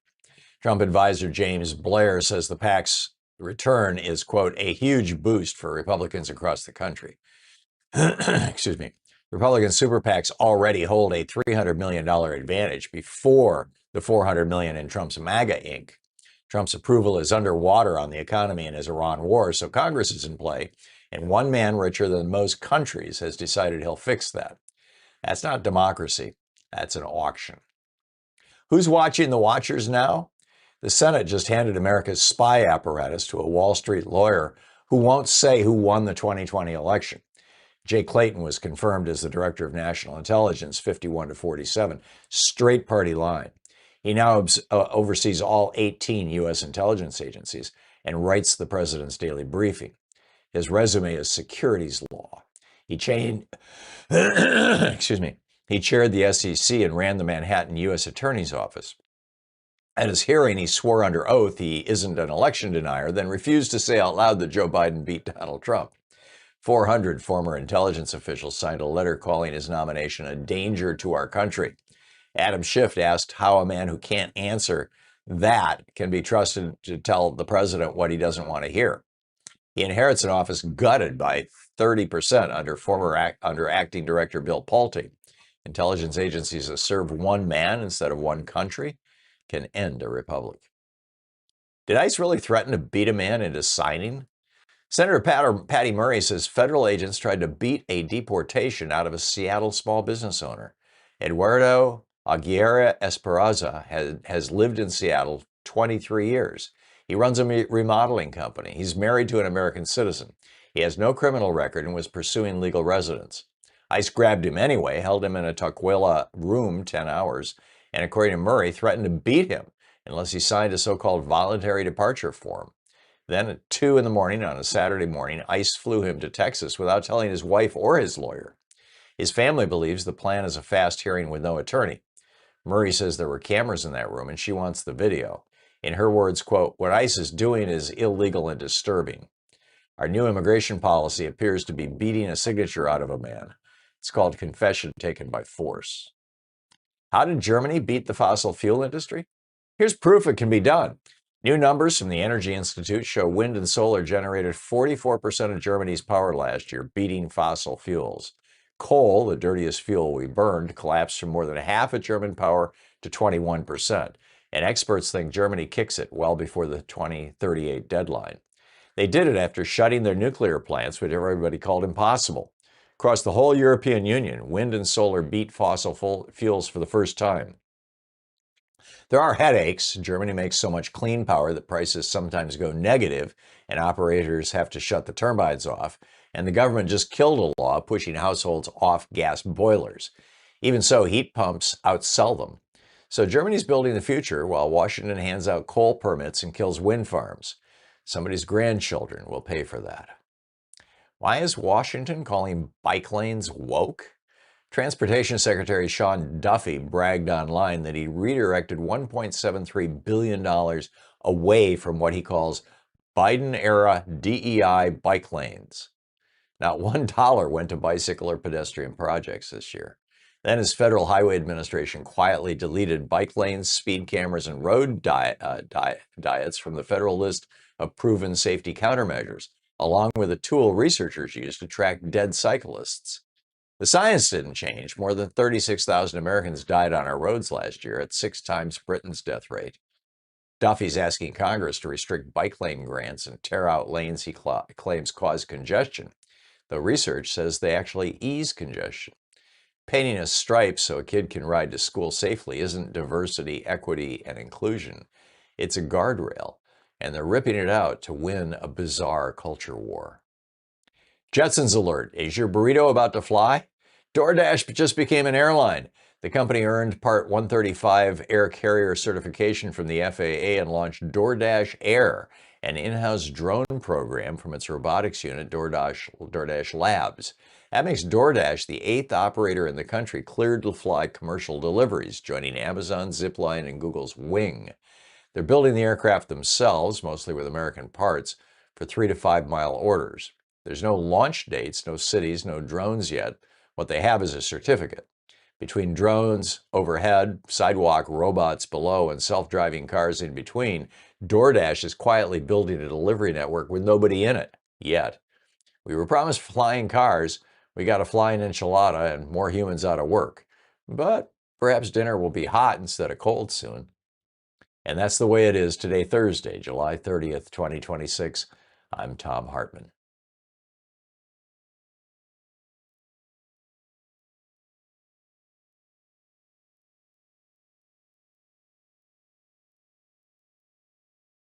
Don't let billionaires shape your understanding of the world. The Hartmann Report brings you powerful, independent insight, free, clear, direct, and uncompromising.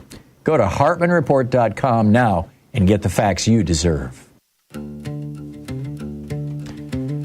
Welcome back. 34 minutes past the hour. And what's in your mind today? Mark in San Francisco. Hey, Mark, what's up? Hey, Tom, do you think that Trump started the war to divert from the Epstein files?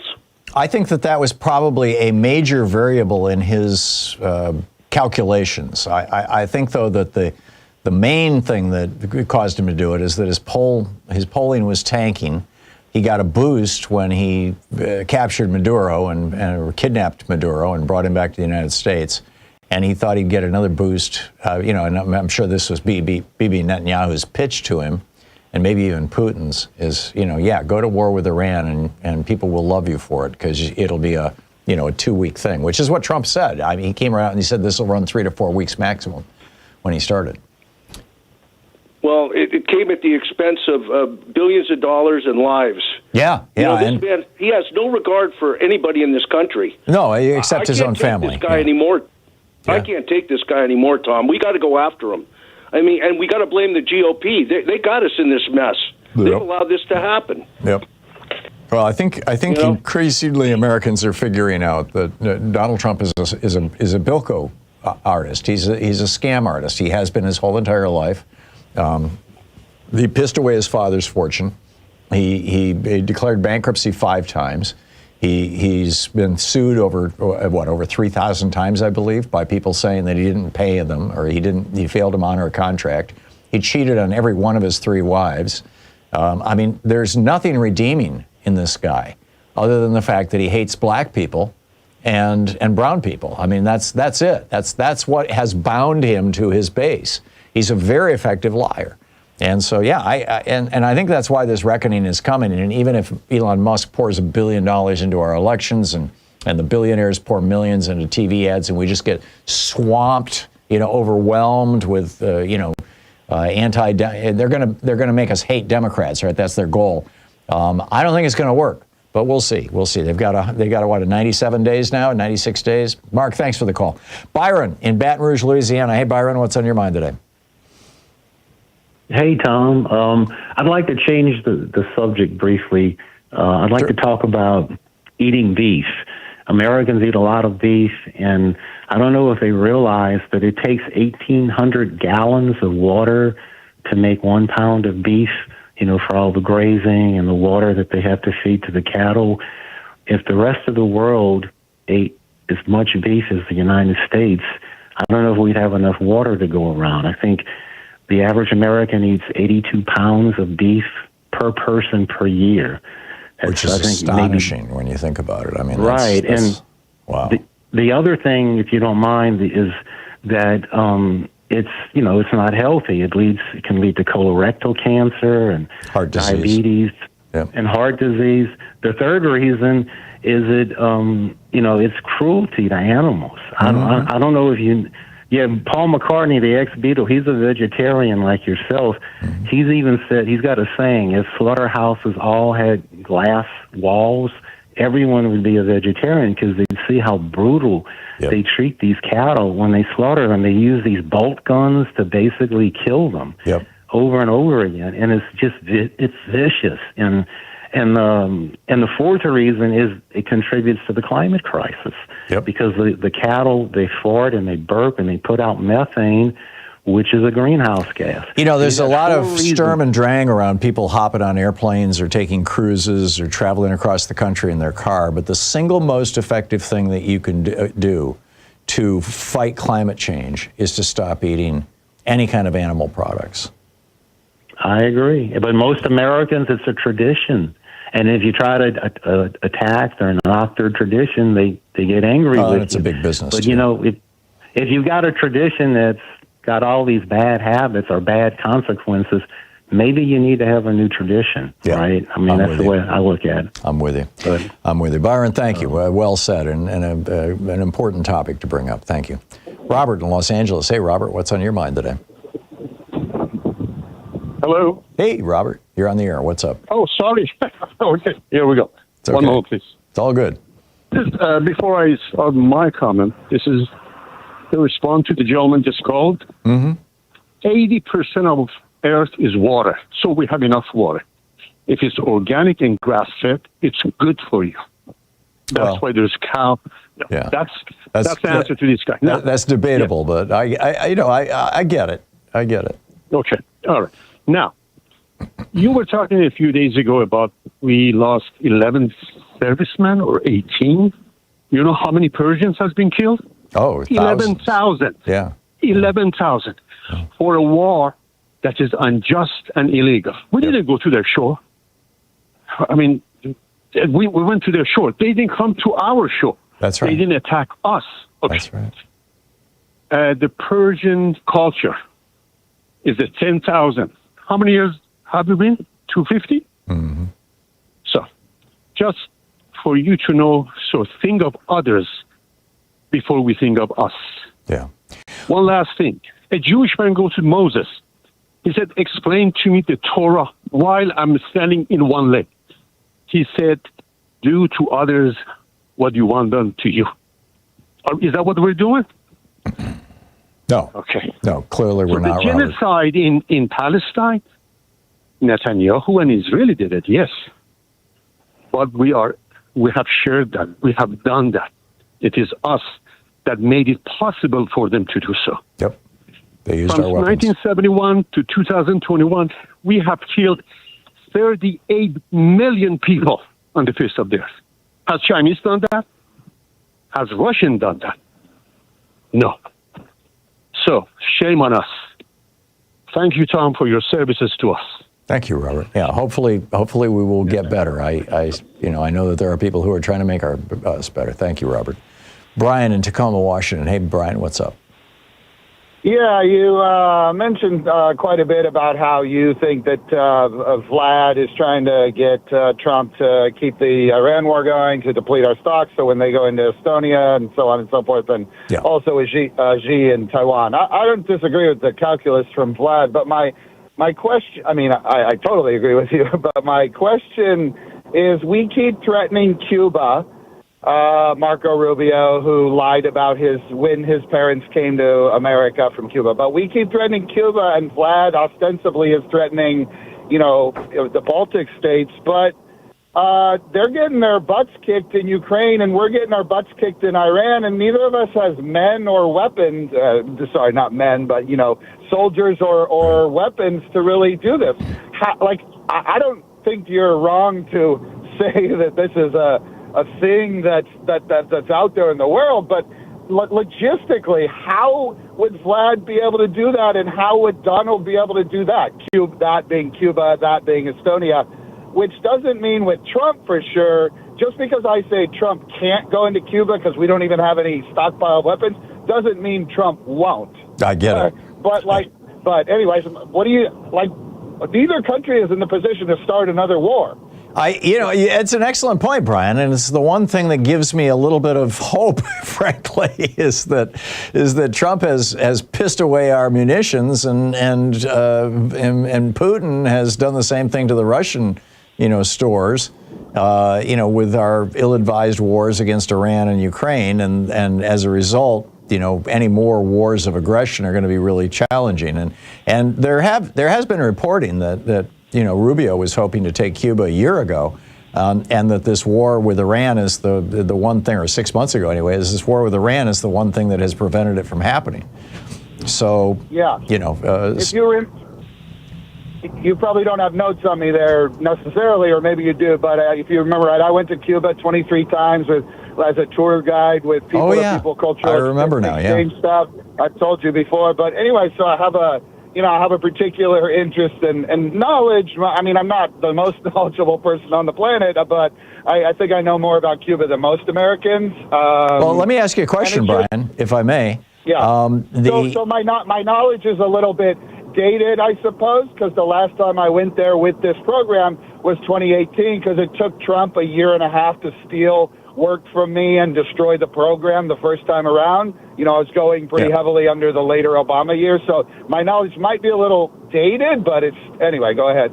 Yeah, so my question. We are hearing reports from Cuba that the government is trying to rally the people, that they're saying, if America invades us, The Russians aren't going to be here to help us like they were in the past. We're going to have to defend ourselves. They're actually arming people and getting ready, basically, for an American invasion.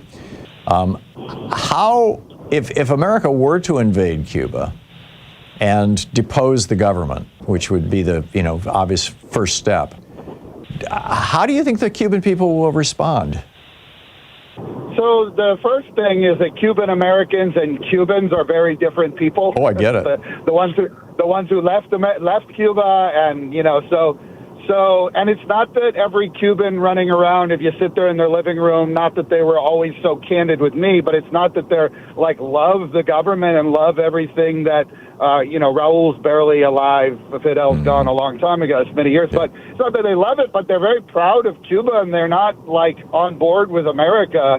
The same thing happened in the Bay of Pigs. Like America only sent, it was Cuban exiles, but backed by Americans, only like 1,500 people because they thought that people of Cuba would just like welcome them as heroes, as they did for Fidel when Batista was overthrown. That's right. So my answer is I don't think it will go the way Marco Rubio stewing in South Miami Cuban-American rhetoric thinks it will go. I just don't see the Cuban. That was my sense of it too. That this could be a real mess, and I think the only reason that we had the success we did in Venezuela was because we kept the corrupt police state regime intact. With Rodriguez, and that's why Trump will not allow Machado to go back to Venezuela. Frankly, is because he knows that that'll disrupt his little thing here. But that's a one-off. That was a real rare situation, I think, where you could just decapitate the leadership of the country and then take over the country. Although there are questions now about what's happened to the $13 billion in oil money that appears to be in an account in Bahrain on Donald Trump's name on it or something like that. It's just wild stuff. Go ahead. Yeah, if it's anybody's money, it's my money and your money. And it's not Donald's money. Well, it's the Venezuelans' money, but yeah, I get your point. Yeah, I suspect Donald is trying to figure out a way to steal it, but that's just that's my sorry. My second big and then conspiracy. if it's anybody, anyway, thank you. Thanks a lot, Brian. Good talking to you. We'll be right back.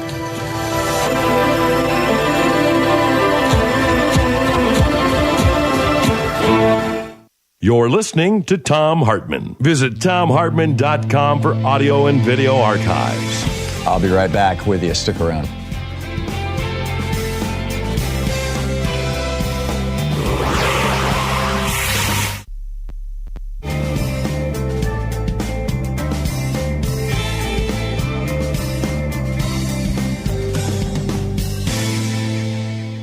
And welcome back. Ray in Tacoma, Washington. Hey, Ray, what's on your mind today? I will state my case and then hang up. Current ICE agents and ICE agents-to-be should be advised that someone will list their names as history's criminals. They will thereafter live under constant scrutiny and be considered an American disgrace that will follow them and their children the rest of their lives. They enabled the worst era of our generation and created yet another smear on what should be the world's beacon of goodwill. Yeah, well, he did hang up. I don't disagree with your sentiment. I think it's probably instructive to look at what has happened in other countries that have set up police states. The Gestapo, for example. I mean, it was a fairly small number of Germans, actually. It was 38,000 Germans at its peak, which is pretty amazing. I mean, that's it's about 3 times the size of the ICE force right now, and it's about half again larger than ICE will be a year from now, because they've got about 10,000 people in training right now, and we've got 8,000 agents on the ground. But I lived in Germany for almost 2 years, 86, 87, or 87, 86, 87, I guess it was. And I met a lot of Germans who were older at that time, in the 80s. I mean, a German in their 50s, 60s, 70s back in the 1980s was somebody who was a young man or woman during the Hitler time and, draft age. And I met a bunch of people who had been in the Hitler Youth, and I met a bunch, and I knew one guy who had been in Hitler's intelligence service, but I never met anybody who said, yes, I was part of the Gestapo, or they would speak poorly. Speak poorly is not even a strong enough phrase. They were just absolutely disgusted by what the Gestapo had done. And of course, the Gestapo ended up running the death camps as well. But they started out as Hitler's private protective service, the equivalent of a secret service. In fact, Schutzstaffel, the SS, the Gestapo, Schutzstaffel literally means protective detail or protective service. And that's what it was. So, yeah, I am looking forward to the day here in the United States. And I think there's a very real possibility of it coming when we do basically look back on our history and say, we tried that police state thing, and it really hurt us. It was a bad thing. It was not a good thing. And we really need to be going a different direction. This is not a healthy thing for America. So, I don't know. We'll see. We'll see where it goes. I think there's a broad rejection, for example, of the Klan. And I'm sure that there's a lot of people that when I lived in Georgia, the decade or so that Louise and I and our family lived in Georgia, we ran 2 different businesses there, a travel agency and an ad agency that we started from scratch in both cases and ended up selling off. And I'm sure that a lot of the people I knew had relatives who'd been in the Klan, right? It was just a common thing in that part of the country. But I never heard any of them bragging about it, right? So I think this Trump administration and this neo-fascist experiment that we're trying right now, that we're in the midst of right now, A, I think it's going to fail. And B, when it does, I think there's going to be a reckoning. So we'll see. 202-808-9925 is our number. I'll be right back with more of your calls.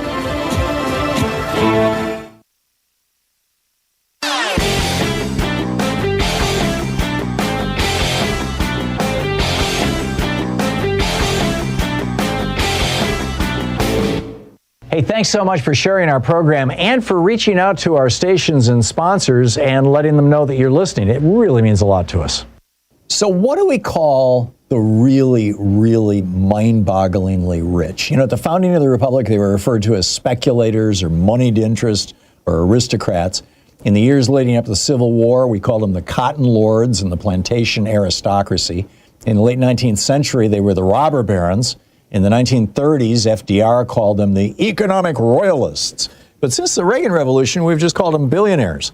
And now, some of them want to call themselves tech bros. Like, that's kind of a good thing, like tech is positive and bros, like Mark Zuckerberg saying we need more masculine energy in American business culture. So we need a new phrase. I would like to suggest the morbidly rich. Morbidly suggests unhealthy. And the vast riches that some of these people have is unhealthy to our democracy, particularly since 5 Republicans on the Supreme Court said that morbidly rich people can buy politicians. And it's unhealthy for them, too. So morbidly rich. There's an op-ed over at HartmannReport.com all about it. Check it out.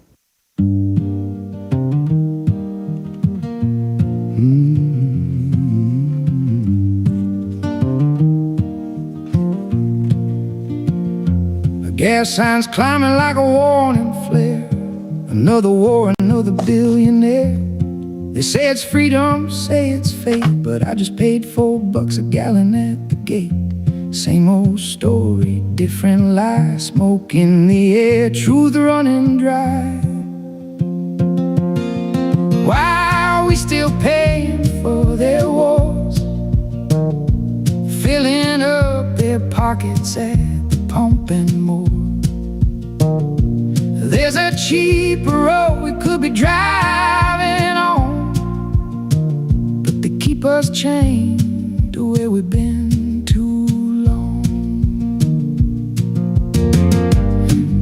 Welcome back, 53 minutes past the hour. Picking up your calls here. Carlos in Carson, California. Hey, Carlos, what's up? Good morning, Tom. Well, I voted for Trump, and I regret it. I regretted it ever since. And he went back and all his emphatic affirmations that he was going to do, But besides that, I see a spread of fascism all over Latin America, and I think it's promoted by Trump. Look, El Salvador, Bukele, it's turning really into a fascist state. I mean, he might have cleaned up a lot of the negative stuff that was going on, but there's a suspension of civil liberties. You think well, it's like Mussolini made the trains run on time. You know, the fascists are really good at cosmetically cleaning up a country, getting rid of the surface crime. But what they do is they replace it with deep corruption by elites.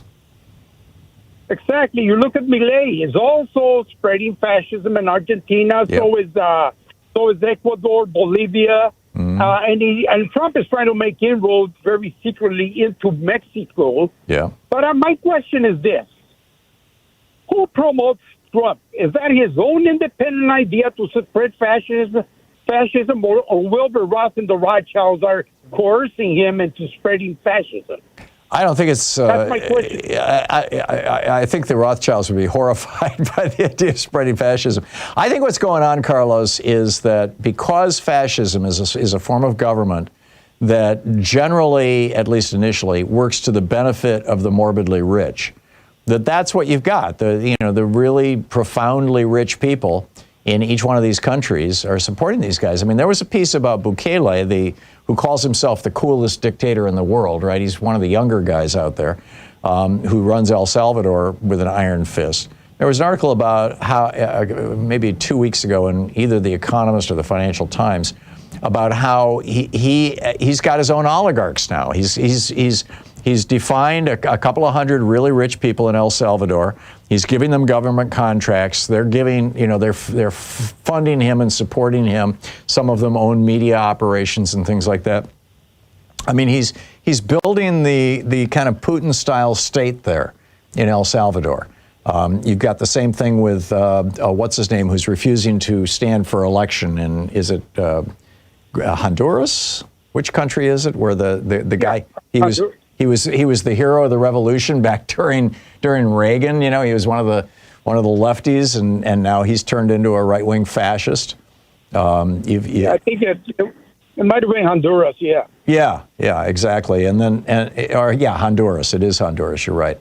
And down in Peru, I mean, they had Fujimori there for a while, and I was down in Peru when the bombings were going on.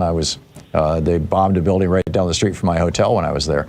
That was 30 years ago, but it's like, I agree with you, Carlos. I think that the fascism is spreading all over the world, and it's being promoted aggressively by, people who own major.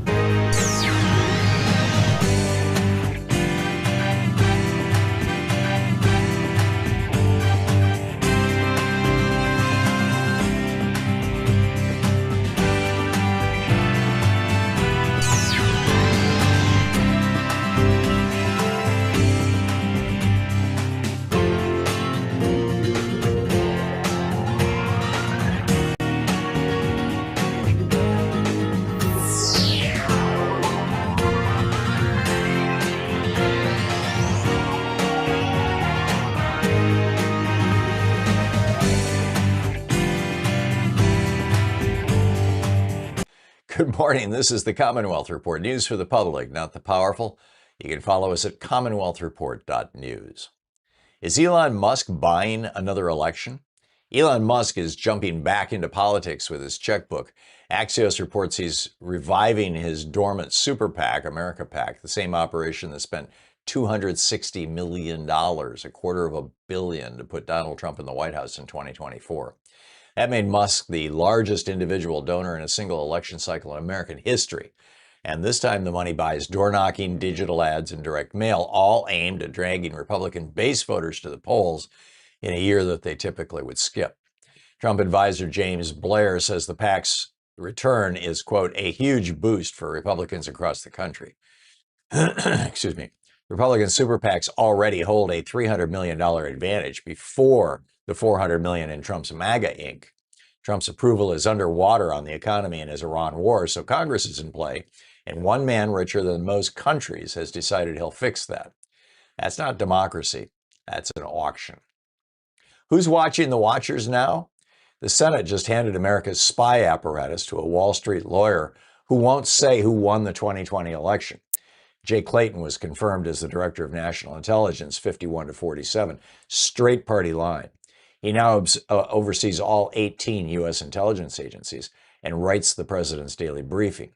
His resume is securities law. He chaired the SEC and ran the Manhattan U.S. Attorney's Office. At his hearing, he swore under oath he isn't an election denier, then refused to say out loud that Joe Biden beat Donald Trump. 400 former intelligence officials signed a letter calling his nomination a danger to our country.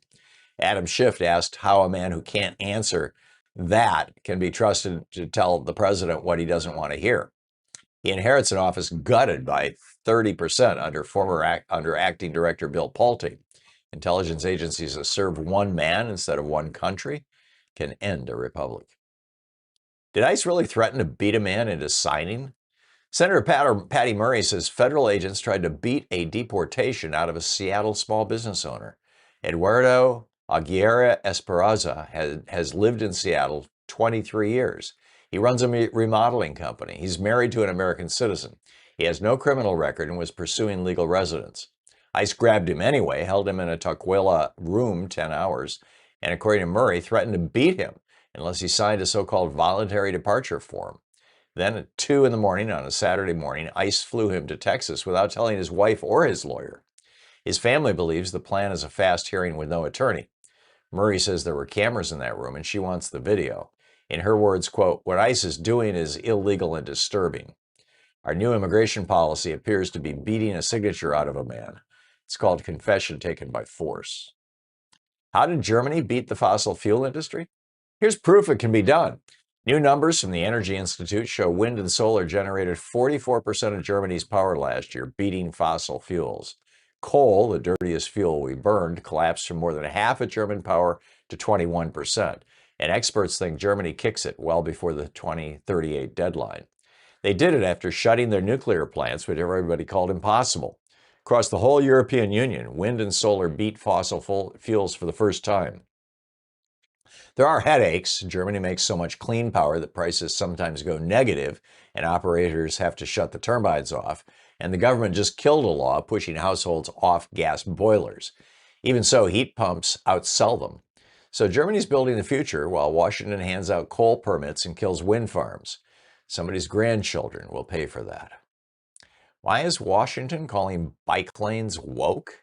Transportation Secretary Sean Duffy bragged online that he redirected $1.73 billion away from what he calls Biden-era DEI bike lanes. Not $1 went to bicycle or pedestrian projects this year. Then his Federal Highway Administration quietly deleted bike lanes, speed cameras, and road diets from the federal list of proven safety countermeasures, along with a tool researchers use to track dead cyclists. The science didn't change. More than 36,000 Americans died on our roads last year at 6 times Britain's death rate. Duffy's asking Congress to restrict bike lane grants and tear out lanes he claims cause congestion, though research says they actually ease congestion. Painting a stripe so a kid can ride to school safely isn't diversity, equity, and inclusion. It's a guardrail, and they're ripping it out to win a bizarre culture war. Jetson's alert. Is your burrito about to fly? DoorDash just became an airline. The company earned Part 135 air carrier certification from the FAA and launched DoorDash Air, an in-house drone program from its robotics unit, DoorDash Labs. That makes DoorDash the 8th operator in the country cleared to fly commercial deliveries, joining Amazon, Zipline, and Google's Wing. They're building the aircraft themselves, mostly with American parts, for 3 to 5 mile orders. There's no launch dates, no cities, no drones yet. What they have is a certificate. Between drones overhead, sidewalk robots below, and self-driving cars in between, DoorDash is quietly building a delivery network with nobody in it, yet. We were promised flying cars. We got a flying enchilada and more humans out of work. But perhaps dinner will be hot instead of cold soon. And that's the way it is today, Thursday, July 30th, 2026. I'm Thom Hartmann.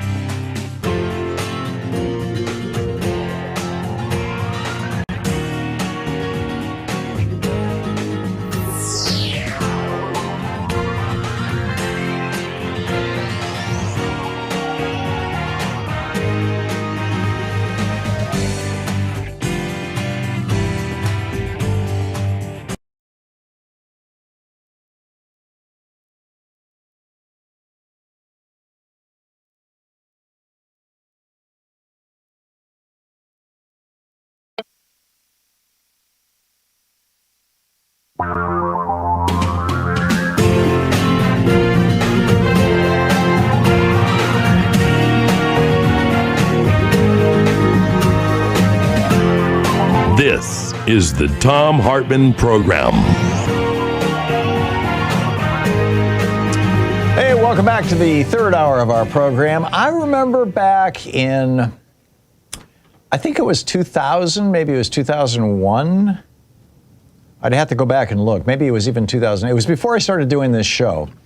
I had published, in 1996, I published a book called The Last Hours of Ancient Sunlight, which was ancient sunlight being oil, right? I mean, you know, it's sun falls on plant material, the plant material grows, produces hydrocarbons, you know, cellulose principally. Those get trapped under the ground as a result of tectonic activity. A million years pass by, and all that dead plant matter gets turned into oil. That's how oil becomes oil, right? And coal and natural gas. It all comes from plant matter, and it all, you know, is fed by the sun. So the book was about the oil, you know, about our society being dependent upon oil, and all the solutions to that, and how we got here, and the cultural illness, this Wetiko thing that got us here, and everything else. I still think it's one of the best books I've ever written, The Last Hours of Ancient Sunlight. And it's still in print and still selling well. In fact, there's some universities who use it in their ecology classes. So anyhow, as a result of that, writing that book, I was invited to speak in Barcelona, Spain, at a conference in 2001, 2002, right around there, on renewable energy. And I and one other guy were the headline speakers, the main speakers. And I was not familiar with this guy until I met him. My recollection is his name was Schmidt. I'd have to go back and look it up. It's been a long time since I've even thought about this, frankly, but I was just reading about this in this news story. He was the co-author of the 100,000 Rooftops initiative in Germany in the late 90s. And that was followed in the year 2000 by the Erneuerbare Energiengesetz, the renewable energy law in 2000. And he put together this great program where if you owned your home, even if you had a mortgage, if you were a homeowner, you could get an additional 10-year mortgage to put solar panels on your house. The banks were required to offer these mortgages at a 1% interest. So the bank made a profit. The government backstopped them. If you defaulted, the government would fill in. So the banks had no risk, therefore the low interest rate. And then the power company had to buy your electricity from you at 7 times the normal retail price. And they came up with that number because if you took 100,000 people, selling their electricity at 7 times retail, the power company would have paid about what it costs to build one nuclear power plant. And so the idea was, we'll take the cost of a nuclear power plant and we'll create that number of megawatts, of millions of watts of solar electricity simply by having people put solar panels on their house. So as a homeowner, you ended up spending nothing. I mean, you had this new 10-year mortgage, but for those 10 years, the power company was giving you enough money that you could pay off the mortgage on the solar system. So it was essentially free. And it worked so successfully that if you travel around Germany now, you just, particularly you take the train and on the north side of the hill where you're looking at the south side of people's roofs, they're just all covered with solar panels. I mean, they're everywhere. And sure enough, wind and solar generated 44% of Germany's electricity last year in 2025, beating fossil fuels. And in 2022, I think it was, Germany closed their last nuclear power plant. They were starting to close them, when I was speaking in Spain, in Barcelona. And I just find this extraordinary. The entire European Union last year, this was the first year, 2025, the entire European Union generated more electricity from wind and solar than from fossil fuels. 30% wind and solar, 29% fossil fuels. For Germany, it was 44% of the country's electricity generated by wind and solar, and 43% by fossil fuels. And Germany is, they set this goal to phase out the coal power plants that they have by the year 2038. So, the 12 years from now. And they're saying, we're going to easily beat that. And now the battery technology is getting cheaper and cheaper. And they're coming up with these really cool ways to do battery technology. Like in Norway, for example, there's an area where they're just generating massive amounts of wind power. And so what they did is they built this tower, like a 50-foot or 70-foot tower, 100-foot tower, whatever it was. And it's got this giant kind of winch on it. And there's this massive block of concrete. And so when there's surplus electricity, the surplus electricity is used to run a motor that lifts this massive block of concrete slowly up this tower. And then when there's not so much electricity, wind isn't blowing as aggressively or the sun isn't shining, they let that massive block come back down the tower and runs the motor backwards, which turns it into a generator, and it generates electricity. So it's a giant battery, and it's quite efficient. They've been doing this for years by pumping water up into dams and then taking electricity from it as it comes back down. So, these are not new ideas or new technologies, but they're because motors and generators have become so efficient, they're becoming quite successful. This is all, in my opinion, really good news. And, for the planet. Now, part of the problem that Europe has right now, and I thought this was absolutely fascinating. I saw a report on this a couple days ago. The reason that the heat is, or one of the reasons, one of the contributing factors to why the heat is getting so bad in Europe right now that people are dying from the heat. They're having these heat domes like we're having here. And by the way, what's causing these heat domes, what's causing these high pressure systems to just sit in one place for days at a time and bake an area and dry out all the trees and create the conditions for forest fires and whatnot. What's causing that is that the jet stream is weakening. I've had this conversation with Michael Mann, Dr. Michael Mann, on this program now for over a decade. Every year we talk about this, how the temperature differential between the mid-latitudes and the Arctic region used to be X. I forget the number of degrees, but let's say it used to be 40 degrees difference in temperature. Now it's 25 degrees difference in temperature because the Arctic is warming 7 times faster than the equatorial regions. And those numbers, by the way, I just made up. That's just like kind of for example, because the real numbers are out there. I just don't have them at the tip of my tongue. And because the temperature differential is not as great as it used to be, the jet stream is not as strong or as rigid as it used to be because it was formed by that temperature differential. And the result of that is that the jet stream is not moving the weather patterns around the world like it used to, and so these high pressure systems just get stuck. But back to where I was going with this, one of the things that's making this worse in Europe is the fact that they've cleaned up their air. They're shutting down their oil-fired and coal-fired power plants, and Germany is at the forefront of this. And they're moving, the transition to electric vehicles has gotten really, really rapid. A quarter of all the new cars being sold in Europe right now are electric. And in some countries, in Norway, it's nearly 100%. And so what's happening is the particulate matter that causes asthma, causes lung cancer, causes all kinds of cancers, actually. It typically enters your body through your lungs. The particulate matter from tailpipes, the climate-causing gases, but particularly the particulate matter, the stuff from the oil-burning power plants, the coal-burning power plants, is no longer in the air. And it used to actually contribute to the planet's albedo, to the reflectivity, the ability of the planet to reflect light and heat back out into outer space.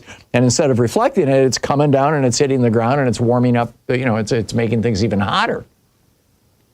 Which is kind of ironic, hey, let's clean up the planet and it kicks us in the butt. But it's one of the reasons why Europe right now is warming faster than any other part of the Earth. And the reason why is because they cleaned up their air. We haven't done that yet here in the United States, and they certainly haven't done it in Russia or China. So it's kind of remarkable. But anyhow, I wanted to share that story with you. I thought it was just absolutely fascinating. And along those same lines, the Trump administration has now declared that bike lanes, efforts to get off fossil fuel and ride your bike, bike lanes are DEI. I'll tell you about that right after the break. It's an amazing story. Stick around. I'll be back with that and your calls in just a moment. It's the Thom Hartmann program, exposing the con in conservative. We'll be right back.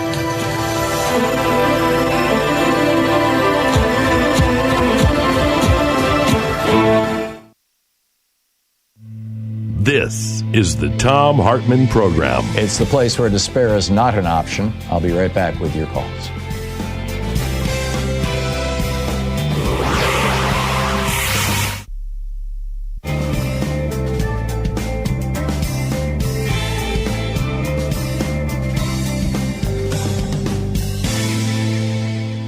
And welcome back. Mary Lou in Vancouver, Washington. Hey, Mary Lou, what's up? Oh, hi. Well, I was in Cuba 2 years ago, and they are very poor and very hungry. And since most just survive on white rice, they are sick. They get sick a lot. Mm-hmm. So I don't know how they would support a takeover. Yeah. Secondly, Patty Murray needs to request the Attorney General of Washington to file a suit against ICE for capturing Eduardo. Yeah. I have been waiting for any state's attorneys general to go after the feds. None have been willing to do so far. And I think frankly, I think it's because they're all terrified of Trump. He punishes people. And, he's withholding, for example, right now, he's withholding FEMA money from California and Minnesota. Purely out of spite. Yeah. So. Yeah. It's very troubling. Go ahead. Yeah. The third point, I also have a fourth, but the third is that when we do have a reckoning for Trump and his goons, I think everybody needs to watch 1985 Argentina. This is a film that is in Argentinian Spanish, but it has English subtitles. And in 1985, a democratically elected government finally was elected. The dictator was done.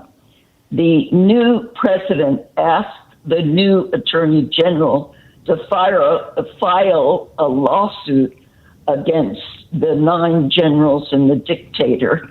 They had disappeared at least 40,000 people. And the attorney general is consulting a lawyer friend of his. Well, who do I hire for my team? And he says, nobody. They're all fascists still. And so he decided to hire recent law graduates. And they went out in the countryside and got testimony. And I swear you have to have a Kleenex box to hear the horrible things that they did. Yeah. Who was that leader at that time in Argentina? I know Pinochet was in Chile. I don't know, but it was vicious, absolutely vicious. Yeah. And I don't think Argentina, and actually they did have a Supreme Court in this movie. Well, they did have one. And the Supreme Court had to decide at the end of the big trial who goes to prison and who doesn't. And they only said the dictator. But it says at the end of the film, and this is based on a true story, that the attorney general kept going and filing continuing lawsuits against the generals. And he did get a few more in jail. Wow. Yeah, it's going to be, cleanup on aisle 9 here is going to be a pretty damn extensive program. And that is a concern because Trump has purged literally thousands of lawyers out of the Department of Justice. I know. Pretty much all that's left are the people who are, compliant with fascism, if not enthusiastic about it. Mary Lou, thank you. Thank you very much. We do have a lot of good lawyers and judges here who have been winning lawsuits against him. You're right. But that doesn't matter to him. Yeah, no, it's a hopeful thing, though. Thank you, Marianne. 20 minutes past the hour. I'll be right back with you.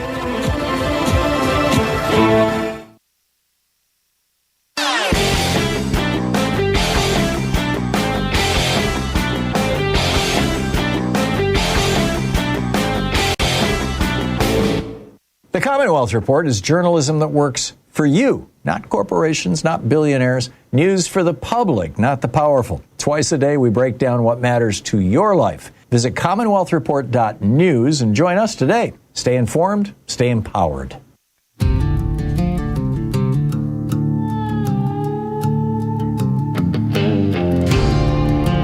Welcome back, 21 minutes past the hour. So Sean Duffy, the former reality TV star who Donald Trump put in charge of our roads and bridges and airports and, made our transportation secretary, weirdly.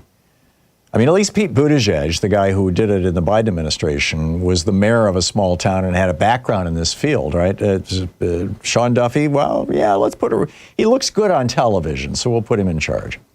Remember his big idea for improving air travel was that men should start wearing suits and women should start wearing dresses? It's wild.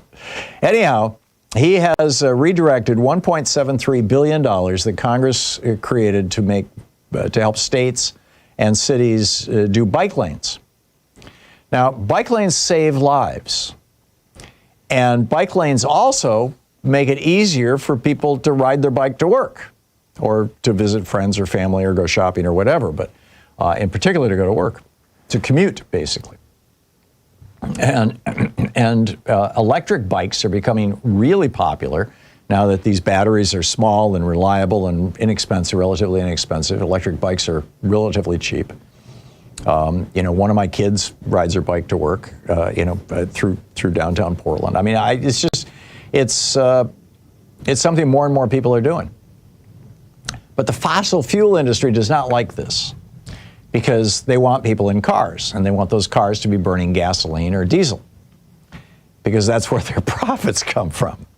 And Donald Trump is right now a wholly owned subsidiary of the fossil fuel industry in the United States. They threw in enough money to get him into the White House, them and Elon Musk. And so now Sean Duffy, the reality TV star who's running our transportation system, says he's going to strip out that $1.73 billion for bike lanes. Carolyn Whitaker, who's the deputy executive director of the League of American Bicyclists, says it slows the safety improvements. Yeah, sure enough. This is a couple of small examples of the kind of money that Sean Duffy's doing away with. The Transportation Department had awarded $11 million to Albuquerque, New Mexico, for a trail that would, quote, provide a physical separation between bicyclists and cars. Now, typically they do this after a few people have been hit and killed, right? And, the flip side of this, by the way, Louise and I were in Europe last year for, one of our vacations and traveling around, in Denmark, in Iceland, in Norway. A lot of these places, you've got, entire city blocks that are there's no longer any cars. Everything is either bikes or pedestrians, particularly in Denmark. I mean, they're just, in the mornings, in rush hour in the mornings in Denmark, there are entire lanes, and I'm not talking little skinny bike lanes, I'm talking big lanes that are like car-sized lanes that are just for bicycles. And you'll just see hundreds of people riding their bicycles during rush hour in Copenhagen. It's amazing. But the fossil fuel industry doesn't want that happening here. Fairfield, Alabama is another one who was slated to receive $11.7 million for the 3.8-mile project to improve roadway safety by separating bicycles and pedestrians, walkways from that road itself, right? Building sidewalks, building bike lanes. Sean Duffy says we don't need it because it's, quote, this is honest to God how he described it, quote, hostile to motor vehicles. In his announcement for this, he's talking about Buttigieg, right? Pete Buttigieg. He says, remember when Biden and Edge used your, and he literally types it out, BOOT-EDGE-ED, used your money for DEI, bike lanes, and climate change? That's over. Bike lanes are DEI? It's insane. 75, this is a YouGov poll last year, 2025 YouGov poll, 75% of American adults support more bike lanes where they live. 75%.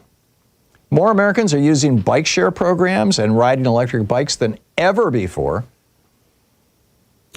In fact, the number of rides on New York's city bikes, the little bike share program, electric bike share program, they're up 11% year over year between 2024 and 2025. We don't have statistics for this year yet. And research shows that bike lanes make roads safer, not just for cyclists and not just for pedestrians, but also for drivers. The bike lanes cause drivers to be more careful, and they reduce the average maximum speeds by 28%. Bike lanes, this is a study that was published in the journal Environmental Health, peer-reviewed study. Scientists did the math, right? They looked into the bike lanes, reduced the frequency of collisions by 53%. That's collisions between cars, because the bike lanes, by introducing bicycles into the roads, the drivers are paying more attention. They're driving more carefully. The bike lanes are a good thing. It's amazing. Jay Clayton now runs 18 spy agencies. He has zero experience. And 30 communities in Minnesota were targeted in a cyber attack. We'll get to that and your calls right after this. Stick around. It's 27 minutes past the hour. It's the Thom Hartmann Program, your media support group for we the people of the United States, the first three words of the Declaration and the Constitution. We'll be right back. You're listening to the Thom Hartmann Program. Call 202-808-9925. Maybe it's just the Constitution. Anyhow, 27 minutes past the hour, back with the news of the day and your calls right after this.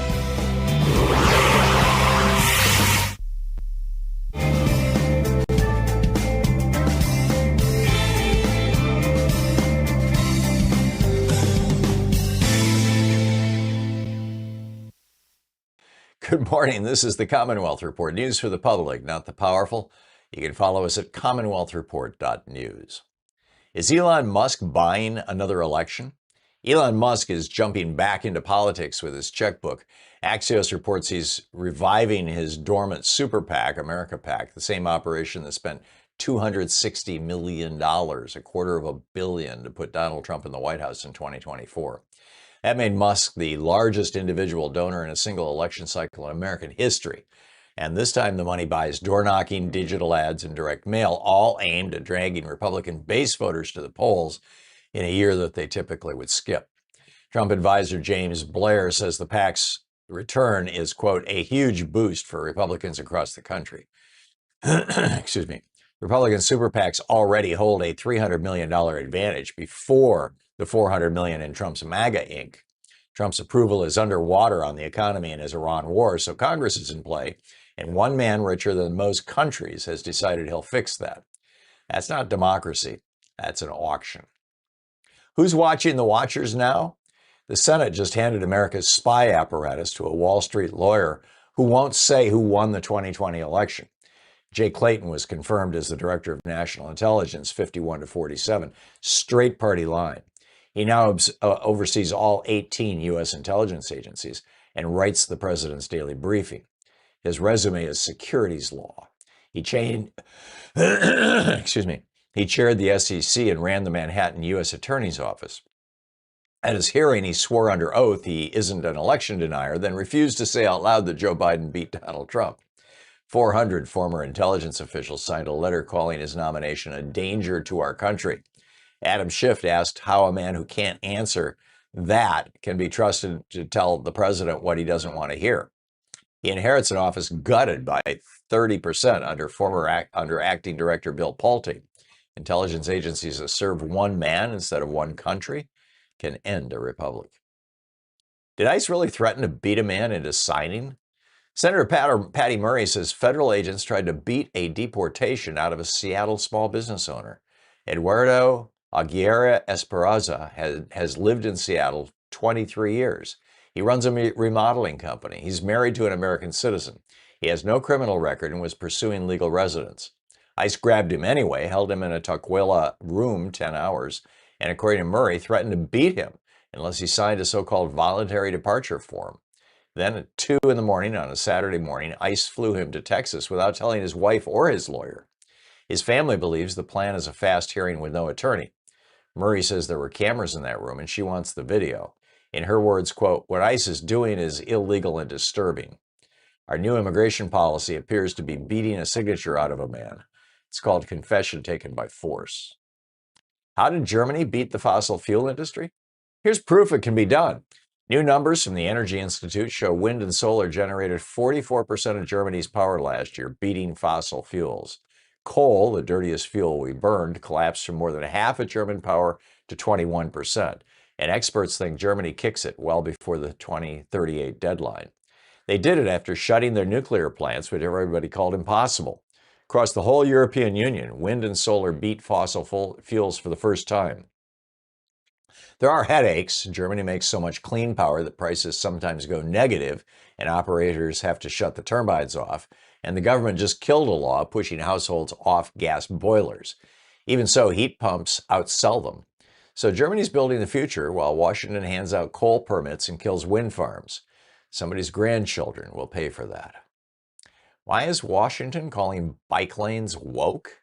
Transportation Secretary Sean Duffy bragged online that he redirected $1.73 billion away from what he calls Biden-era DEI bike lanes.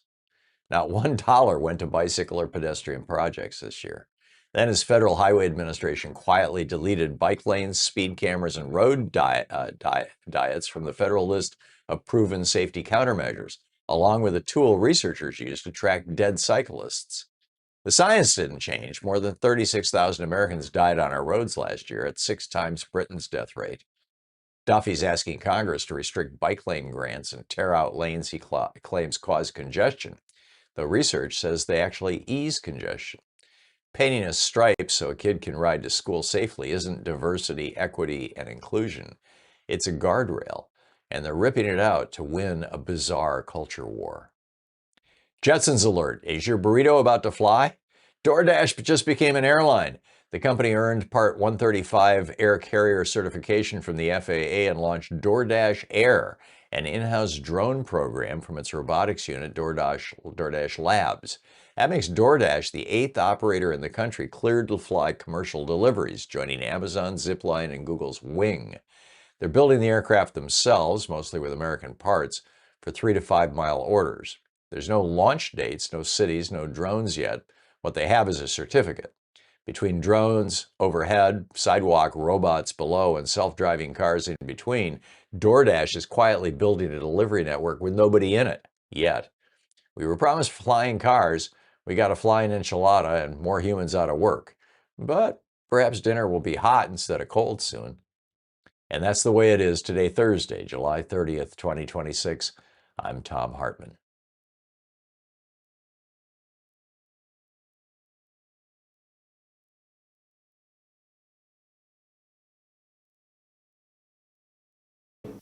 Share the Thom Hartmann program with your friends. Our podcast, The Hartmann Report, is absolutely free and available wherever fine podcasts are available. And the entire 3-hour podcast is available over at thomhartmann.com. Human beings have a couple of unique characteristics. The first is that we can be very tender and loving and concerned and caring toward people we perceive as being our group, us. We can also be extraordinarily violent against people that we consider to be them, if we think of them or this other as a threat. Probably the classic example of this is Adolf Hitler convincing Germans that, Jews were a threat to them and good Germans going along with the Holocaust. Well, this othering is built into our DNA. This is, ancient stuff. And the Republican Party, since the time of Nixon, when he started, picking up the white racist vote after Democrats laid it down in the 60s, the Republicans have been using this to try to other minorities in America as a political strategy. And this is really deadly stuff. There's a whole op-ed about it over at HartmannReport.com. Is othering human nature's deadliest instinct? Check it out.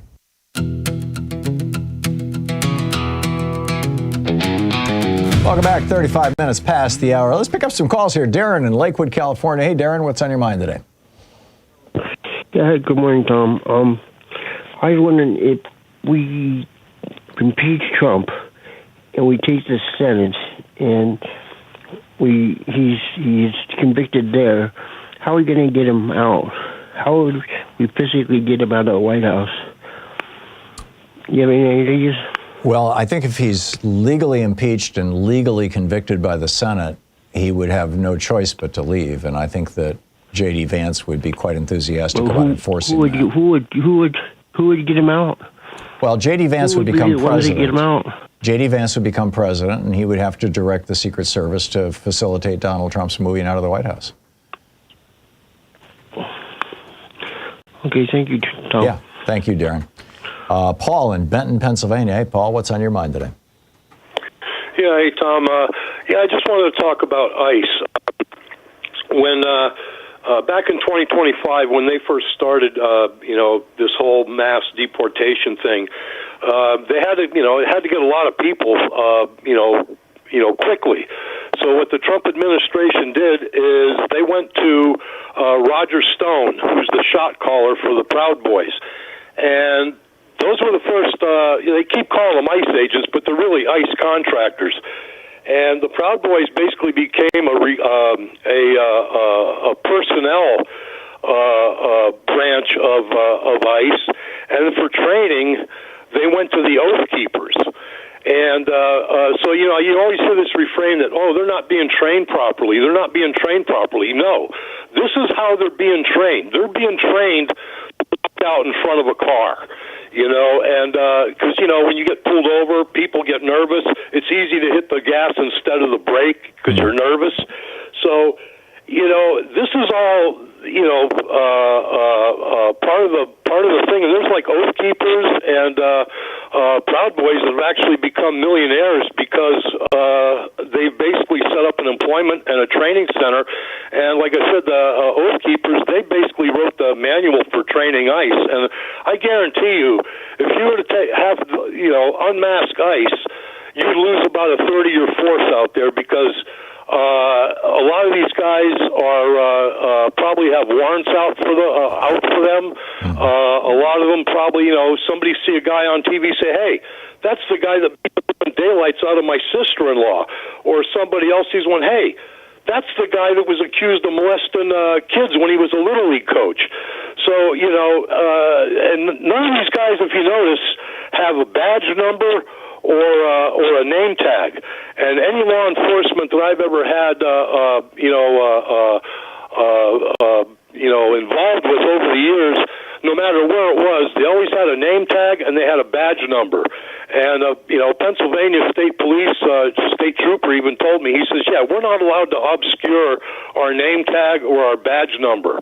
Even when they wore masks during COVID, they still had to have that badge number visible and their name tag visible.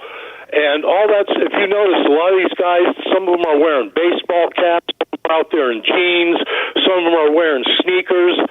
Those aren't uniforms. And all that stuff they have, those tactical vests and all that, you could buy all that stuff from any military you can buy it on Amazon.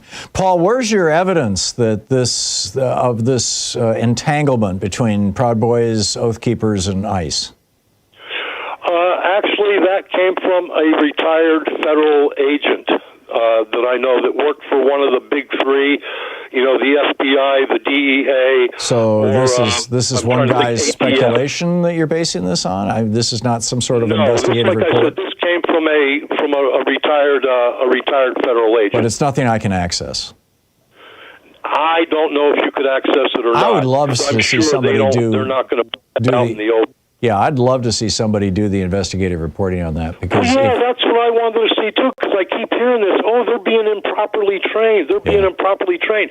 The state trooper even told me, he goes, he said one of the first things they learn, you never walk in front of a car when there's occupants in it. Right.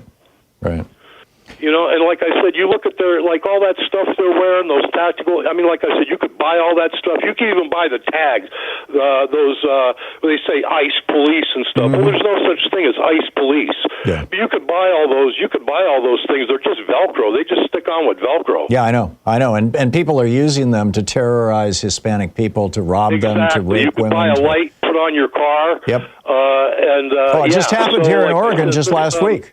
Just last week, down near Salem, down near our state capitol, you had three guys in an SUV who put a little blue light on the hood of their car. They were wearing that. Yeah. They were wearing camo that they bought on Amazon, and they all had face masks, and they pulled over this Hispanic guy and dragged him out of his car and just beat the crap out of him for 15 minutes, and he ended up hospitalized. And it was just, three guys going out and having a good time in their mind. I mean, this is sick stuff. But so, Paul, if you get any evidence of the accusations that you were making, I would love to see it. But for the moment, it has to be. I mean, like I said, I'm sure not going to put this, this retired agent. I'm sure not going to put him out there. No, I get that. Paul, good speculation. Yeah, I mean, like I said, he's, it's a pretty reliable source, and it makes perfect sense. But instead of going with these damn signs that say "ice out," the battle cry should be "unmask ICE," because they're like roaches, Tom. You shine a light on them, they're going to scatter. Yeah, I think you're right, Paul. Thank you very much. I appreciate that.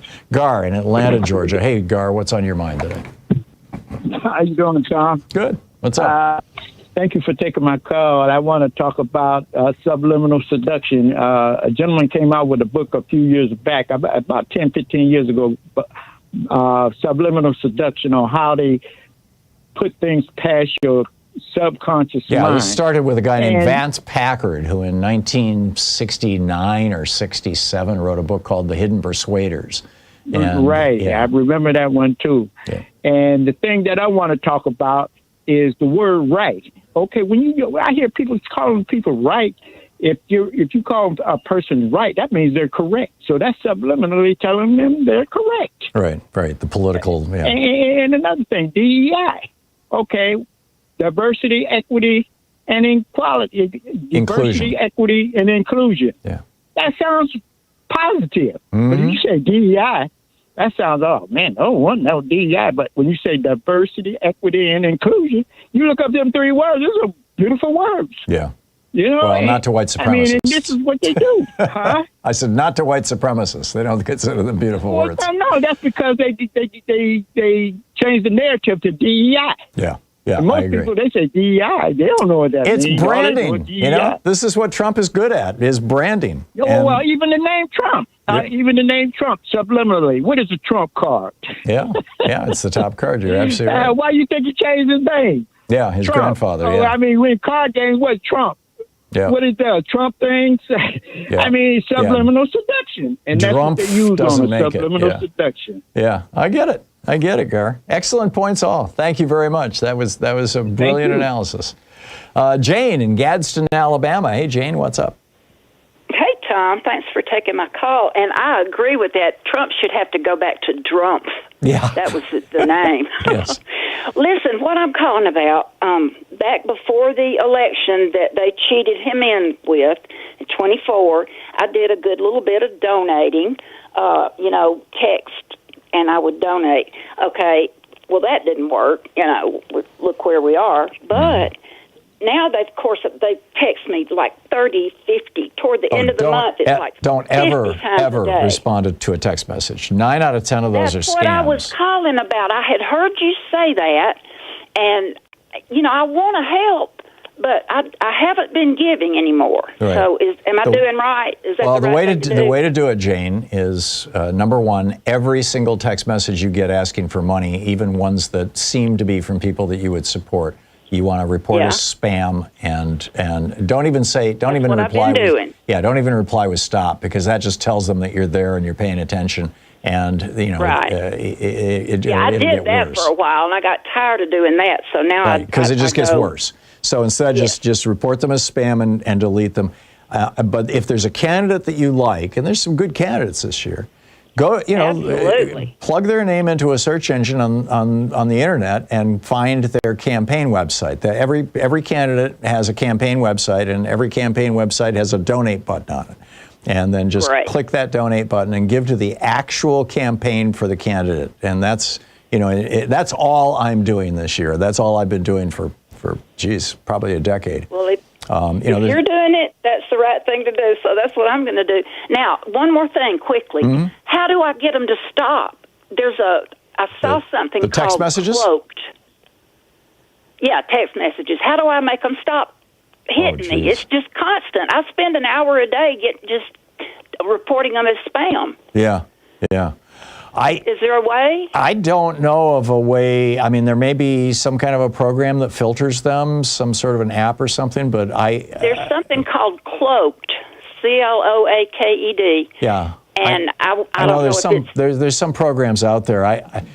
What I did is I just, about, I don't know, 2, 3, 4 years ago, I figured out that when I was saying stop, every time I said stop to somebody, maybe they stopped, but suddenly I was getting 4 other people. Obviously, they're selling their lists, right? And when you've replied, they can sell your name is worth about $5 when you've replied, because then they can sell your name as a confirmed cell phone number. And so I stopped with the stops, and I just started reporting everybody as spam and deleting them. And over time, it's just gone down to the point where I only get 1 or 2 a day now. I'm jealous. Yeah, I was getting, but the number one rule is don't ever respond to a text message. There's no way to know who actually sent that. And some of them will take you to websites that infect you with viruses. Some of them are just plain old scams. Probably a few of them are legitimate, but it's not worth it's not worth the risk. It's like walking into a minefield to go pick raspberries. I mean, it's just you don't want to take the chance. It's just That's true. It's a scary world. It's a scary world. It is. There's a bunch of scams. Thank you so much, Tom. Yeah, Appreciate you. Yeah, sure enough. Good talking to you. It's 47 minutes past the hour. We'll be back with more of your calls in just a minute. Stick around. It's the Thom Hartmann Program, the place where despair is not an option.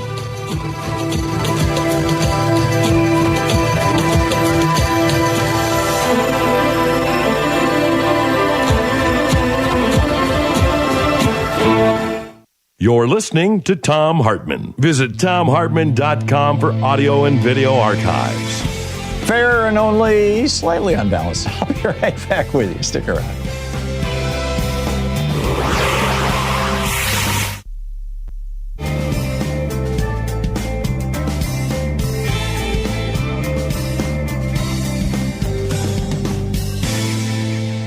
And welcome back. Renee in Sheridan, Oregon. Hey, Renee, what's up? Hey, I just wanted to comment on a couple of things you said today, and one of them was really hit me because I want to put solar panels on my property. You talked about that talking point that it sounded like a Republican that you picked up, a Republican talking point that global warming is increased in Europe because they have more solar panels and windmills, and they're less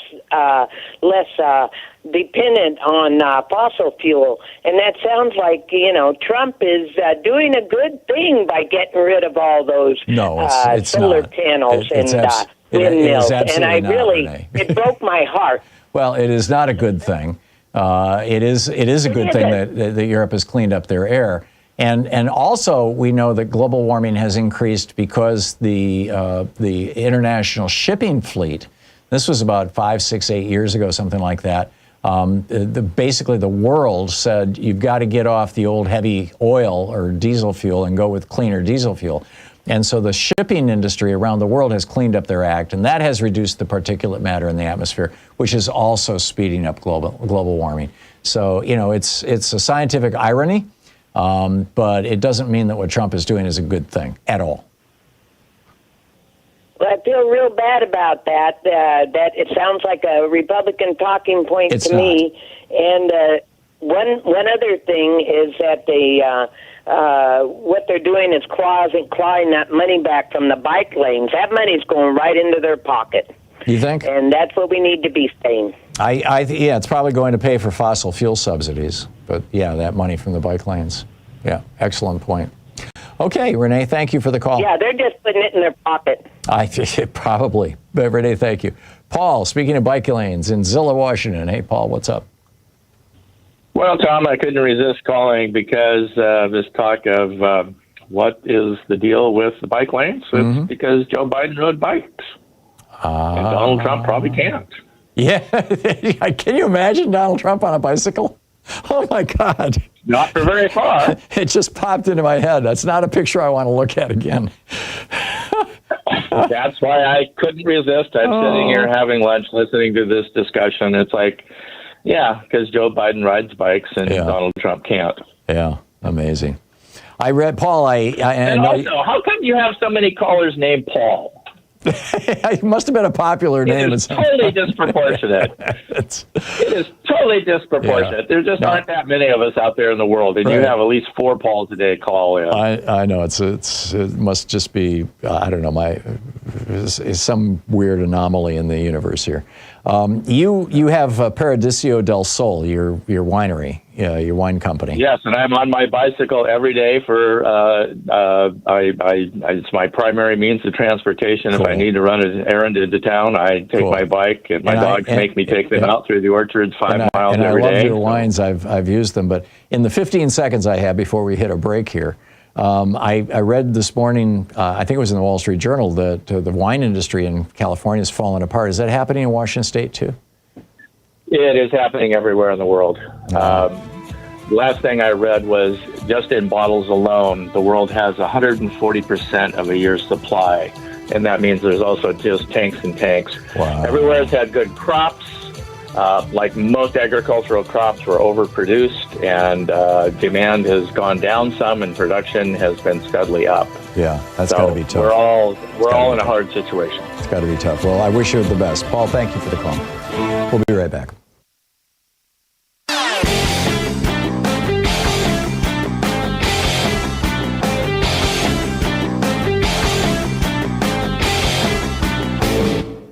Hey, thanks so much for sharing our program and for reaching out to our stations and sponsors and letting them know that you're listening. It really means a lot to us. So MAGA Mike and the Republicans want a religious test for people running for public office. They want to know that you are sufficiently Christian to be worthy of being elected.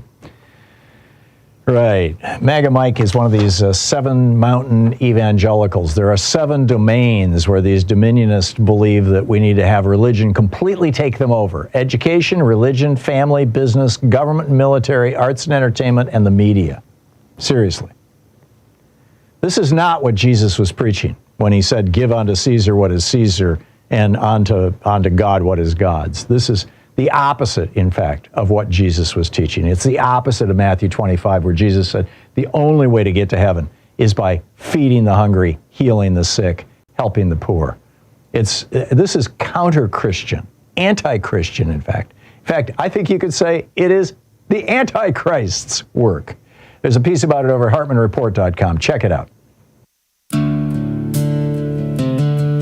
Welcome back. 53 minutes past the hour. Picking up your calls here. Mick in Vashon Island, Washington. Hey, Mick, what's on your mind today? Thank you for taking my call. Sure. I hope your day's going well and only gets better. Yeah, thank you. The previous caller talked about the youth in Germany, I think, or you brought it up. And I want to say that the Boy Scouts of America is a paramilitary or a gang, if you want to call it, because you get a sense of belonging when you join them. And there's also the Devil Pups down in Camp Pendleton for those who want to get a taste of Marine Corps indoctrination. I happened to be there during the Gulf of Tonkin, and it was quite well put. Devil Pubs? The Devil Pups. Please look into it. P-U-B-S? P-U-P-S. Oh, Pups. Marine Corps Devil Pups. Oh, that's the name of the group. I see. Okay. That's the name of the program. Yeah. Okay. Oh, okay. And I suggest to every parent whose teenagers are reaching age of majority that before they go in, this is I think it's open to the age of 14, they can get a taste of what this is all about, including the tear gas house, by the way. For better or for worse. Yeah. Oh yeah. So my point is that in the Scout Oath, there's a line that goes, on my honor, I'll do my duty to God and my country. Right. You have a conflict of interest. Yeah, it's true. You're mingling the church and the state right in that paramilitary or that organization. Also, that's the Girl Scouts, too. I don't believe theirs is much different. Yeah, I get it. Yep, Mick, thank you. Spot on. John in Hoffman Estates, Illinois. Hey, John, what's on your mind today? Hey, how you doing? Good. I only have a minute left, though. I just want to say that ICE group is nothing but a bunch of Ku Klux Klans, modern day Ku Klux Klans. I agree. People just stop trying to sugarcoat that stuff.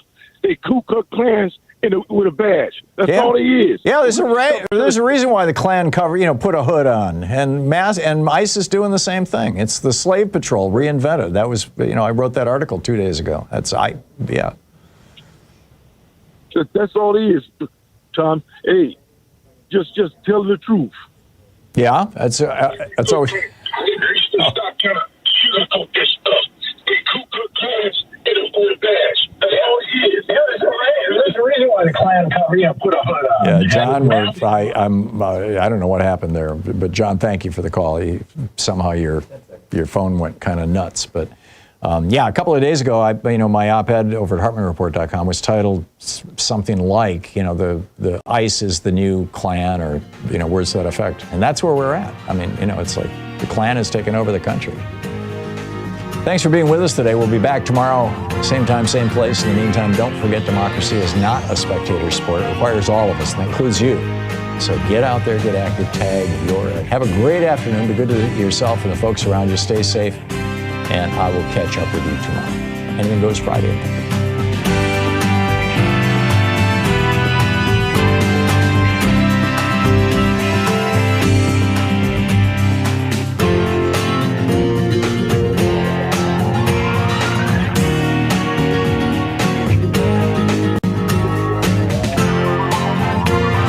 You've been listening to Thom Hartmann.